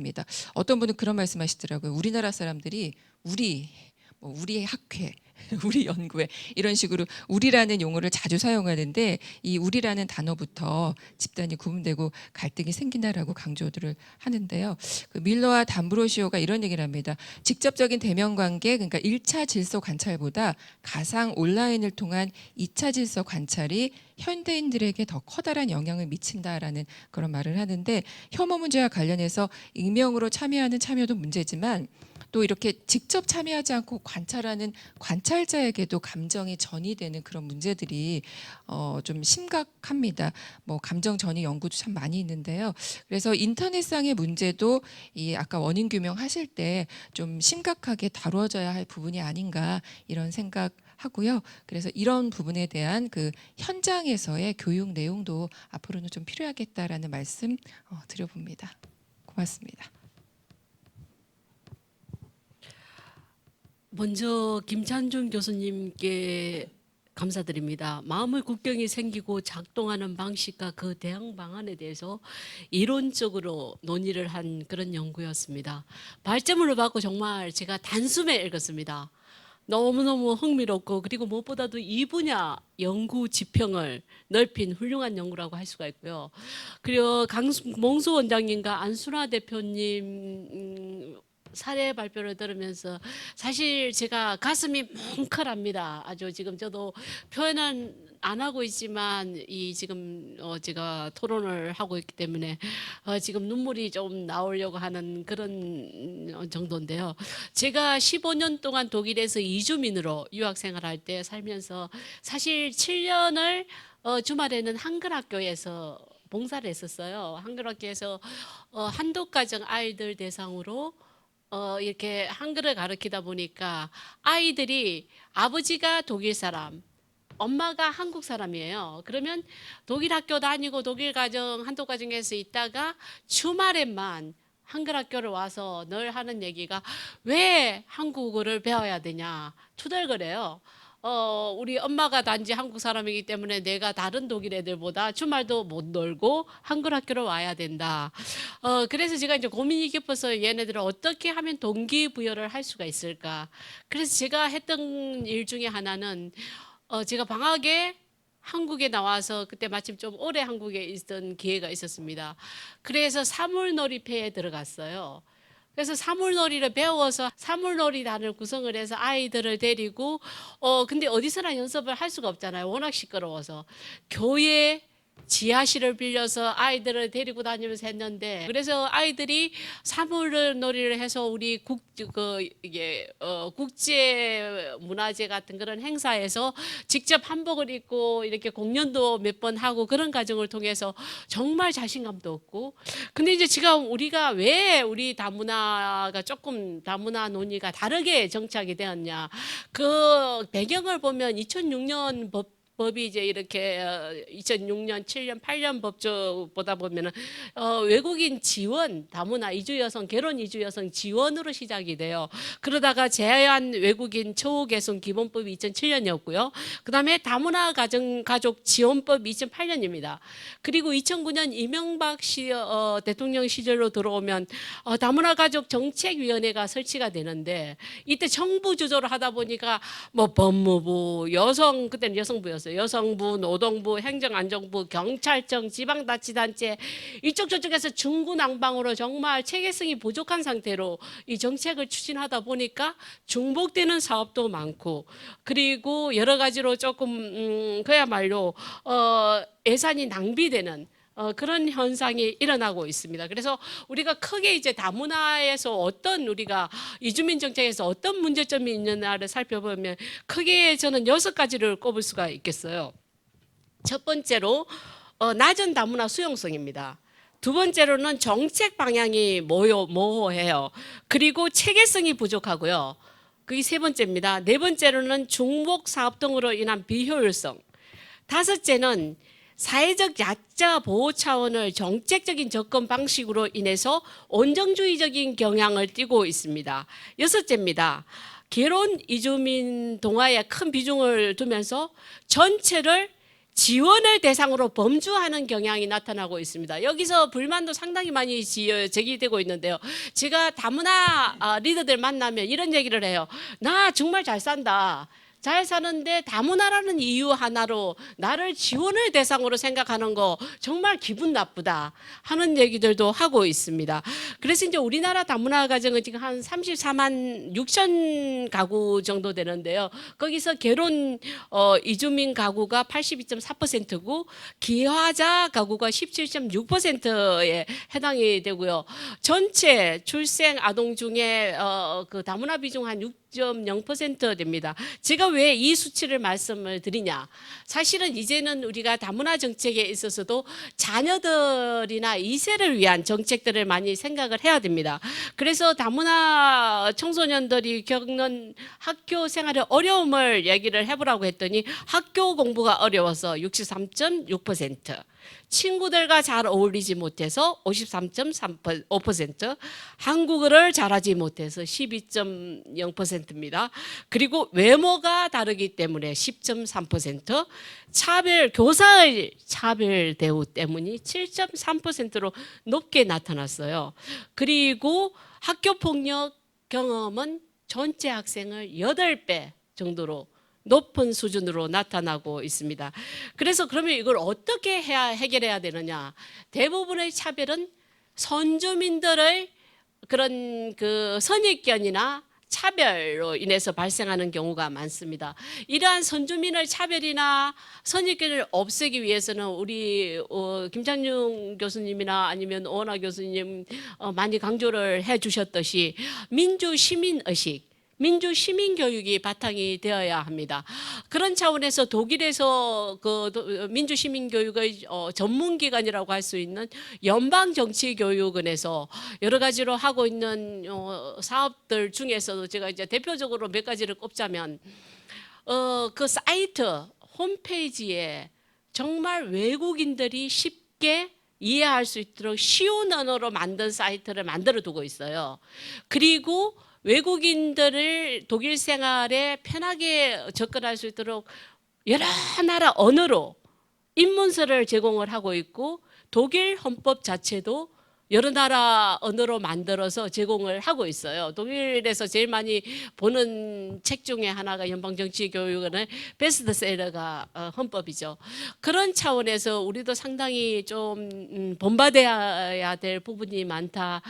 그런 생각을 하면서 여러 가지로 오늘 가슴 떨리고 그리고 이론과 실제 현장을 목소리가 겸비된 그런 자리여서 제가 조금 더 우리 현실을 개선하기 위해서 더 열심히 뛰어야 되겠다는 생각을 하면서 오늘 토론 마무리하면서 한 가지 질문만 드리겠습니다.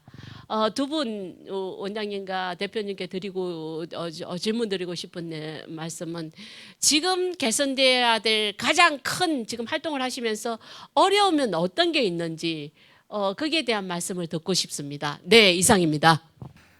우리 윤복실 교수님께서는 이주노동자의 권리에 관한 법제가 왜 안 되는지, 그다음에 이제 안 대표님께는 공간의 문제, 중량구라고 하는 그 공간의 어떤 상징성의 문제를 또 이렇게 좀 변화시킬 개선의 여지는 없는지, 이어서 미디어를 통한 이 상상의 현실의 어떤 그 차별 이런 문제들이 이 문화적인 문제들까지 지적을 해주셨고요.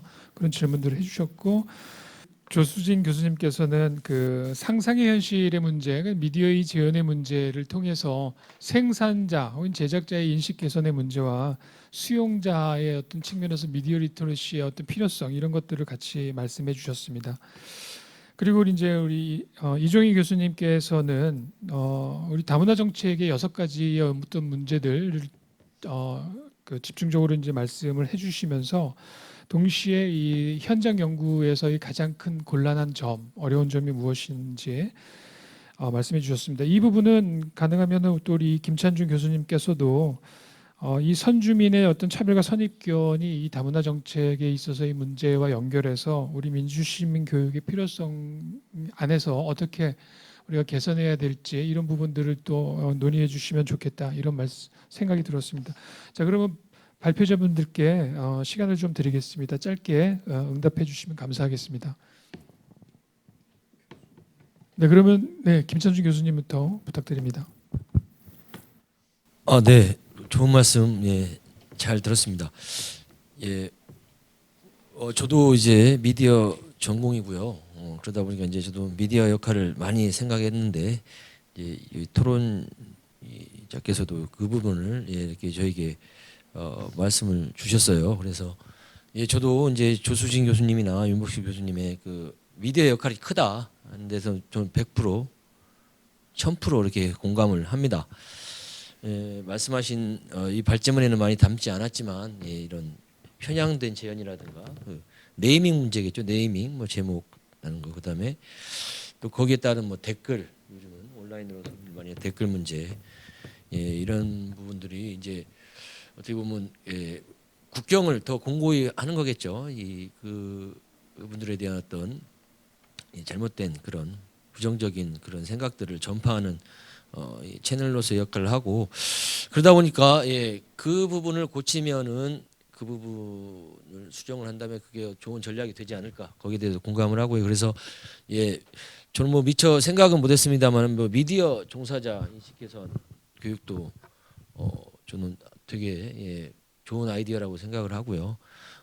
뭐 발제문에서 제가 잠깐 언급했지만 수용자 입장에서는 이제 미디어 리터러시를 통해서 이런 것들이 그런 부정적인 편향된 정보들이 미디어를 통해서 유통되고 있으니까 그걸 잘 좀 한번 좀 더 비판적으로 걸러서 이렇게 생각을 할 수 있는 그런 교육도 병행이 되면 참 좋겠다라는 생각을 합니다. 제가 이제 결론은 쓰지 않았습니다만은 사실 결론에 이런 내용을 좀 썼다가 이제 안 쓰긴 잘했다라는 생각이 드는 게, 이제 실제 이게 현장에 계신 분들에게 얘기를 들어보니까 제가 이렇게 이론적으로 정말 말하기 쉽죠. 뭐 접촉해라 뭐 이라 하지만 그게 현장에서 얼마나 어려운지 그런 부분이 있기 때문에 정말 미디어 역할만 예, 대답을 하고 예, 그런 부분은 꼭 예, 저희 이제 같이 이렇게 연구하시고 이렇게 하시는 분께서 같이 계속해서 연구들 통해서 이렇게 전달해야겠다라는 이렇게 좀 각오를 좀 했습니다. 예. 네, 감사합니다. 그 법제화 부분에 대해서 질문을 하셨는데 일단은 정부의 의지가 있어야 되겠다는 생각을 합니다. 두 번째는 우리나라의 출입국관리법 그리고 고용허가제 법이 있는데 그 부분, 또 세 번째는 국내의 사업자와 노동자의 정서법이 있다고 생각합니다. 예. 그래서 현재 외국인 근로자들, 이주민 근로자들이 약 80%의 임금을 받고 있거든요. 예, 그런 부분을 어떻게 뛰어넘을 수 있는지 정서법이 있다고 생각하는데요. 특별히 세계 이주민 날을 맞이해서 이주 노동자와 동일 임금, 동일 조건, 동일 노동 조건, 그리고 사회보장, 노동의 기본권, 그 다음에 자유로운 사업자 이동, 동반 가족의 자유로운 초청, 이런 부분이 미약하기 때문에 이런 부분들을 어떻게 정부가 지원할 수 있는지 마음을 크게 열어야 된다고 생각을 합니다. 마지막으로는 이 모든 것들을 해결하려고 한다면 이주 노동자와 그 가족의 권리 보호에 대한 국제 협약이 하루빨리 비준되어야 된다고 그렇게 생각합니다. 감사합니다. 네. 저는 우리 단어 지금도 사용을 못하고 있습니다. 처음에 한국에 와가지고 우리 남편, 우리 와이프, 우리 애, 우리 딸, 우리 아들, 왜 우리지? 거기 조금 전에 제가 발표할 때도 저 애가 지금 중국어 배운다 이래 이야기를 했고, 후에 알고 보니 우리라는 그 단어 의미도 좀 깊은 의미도 있더라고요. 사실 조금 전에 말씀한 것이 중랑구에는 외국인이 많지 않아요. 그렇지만 왜서 중랑구에서 활동하게 됐는가? 저희도 이곳 저곳 이동하면서 진행을 하다가 봉사라는 거는 그리 쉽지 않아요. 그렇기 때문에 다른 데서 해서 혹시 무슨 일이 있으면 제가 중랑구에서 강서구까지 달려가야 되고 중랑구에서 강동구까지 달려가고 그 갔다 오면 제 생애가 문제가 생기는 거예요. 그래서 제가 중랑구에 20년 토박이기 때문에 중랑구에 자리를 잡게 되고 초기에는 이주민이 많지 않기 때문에 더욱더 차별을 가져요. 왜 이래 해? 왜 이주민 조금 전에 또 교수님 말씀한 것처럼 한국에는 정말 빨리빨리 모든 거 다 빨리빨리 여성가족부의 처음에 다문화 가정에 대한 개념도 한국 혈통과 같이 결혼한 사람이 다문화 가정이고 그리고 또 무슨 이곳에서 뭐 지원한다 하면 완전히 빨리빨리 콱 퍼지고 그러다가 지금은 다 사라지고 다문화에 대한 지원이 또 너무 과도하다 사라지니까 또 다 없어지는 거예요. 그런 문제가 또 생기고 근데 저희 중랑구에서는 저희들 활동하면서 그 행사하고 할 때 한국 분들을 초대했어요. 와가지고 부스 운영하라. 근데 놀랍게도 행사에 참석한 한 500-600명 친구들이 있는데 다문화 가정 자녀들이 어떤 음식을 제일 좋아했을까? 떡볶이, 김밥. 우리 각 나라의 중국, 태국 뭐 다른 나라 음식을 애들이 잘 안 먹고 김밥, 떡볶이를 잘 먹더라고. 그래서 우리 애들 역시 한국에서 태어나서 한국 사람이야 하면서 우리 다문화 가정 자녀들은 한국 정체성을 갖고 있기 때문에 그때부터 이제 선주민들이 우리를 같이 뭐 행사할 때도 같이 만나고 중랑구에는 마을내기라는 모임이 있어요. 중랑구에 이래 모임 활동하는 모임들 장들이 다 같이 하는 그런 모임이 있는데 거기서 요번에 첫 월급을 챙겨주는 행사도 진행했고 그래서 교수님께서 김찬중 교수님께서 말씀한 것이 정말 범주화되는 것이 아니라 소통 만남 사실 처음은 만남이 중요해요. 만나야 뭔가 이야기가 나눌 수 있어가지고 그래서 중랑구에는 생각나는 비비센터 없으면 안 되는 존재라고 선주민들이 말씀을 해주는 것입니다. 네. 사실 제가 조금 전에 발표할 때 약간 너무 긴장하고 해서 한 가지 설명이 좀 빠진 거 있는데 저희 생각나는 비비센터 이중언어 이중문화는 물론 다문화 가정은 이주 여성들이 많죠. 그렇지만 이주 남성들도 있어요. 그래서 비비를 넣은 거고 엄마 나라의 언어 문화도 중요하고 아빠 나라의 언어 문화도 중요하다. 그 부분을 제가 빠져서 마이크를 던 김에 제가 추가 드리겠습니다. 지금 현장에서 저는 계속 많이 사용하는 말이 차별을 차이로 바꾼다. 그러면 외를 아마 또 중국에서 왔으니까 이런 느낌이 있을 수 있는데 항상 무슨 말하면 왜? 그런 말을 많이 들어요.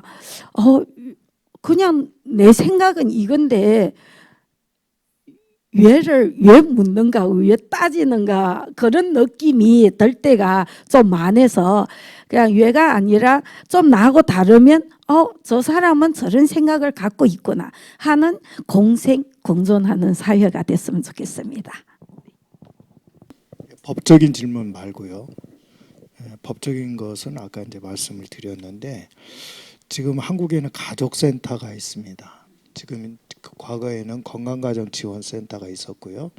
다문화가족지원센터가 있었는데 최근에 그게 가족센터로 묶이기 시작했어요.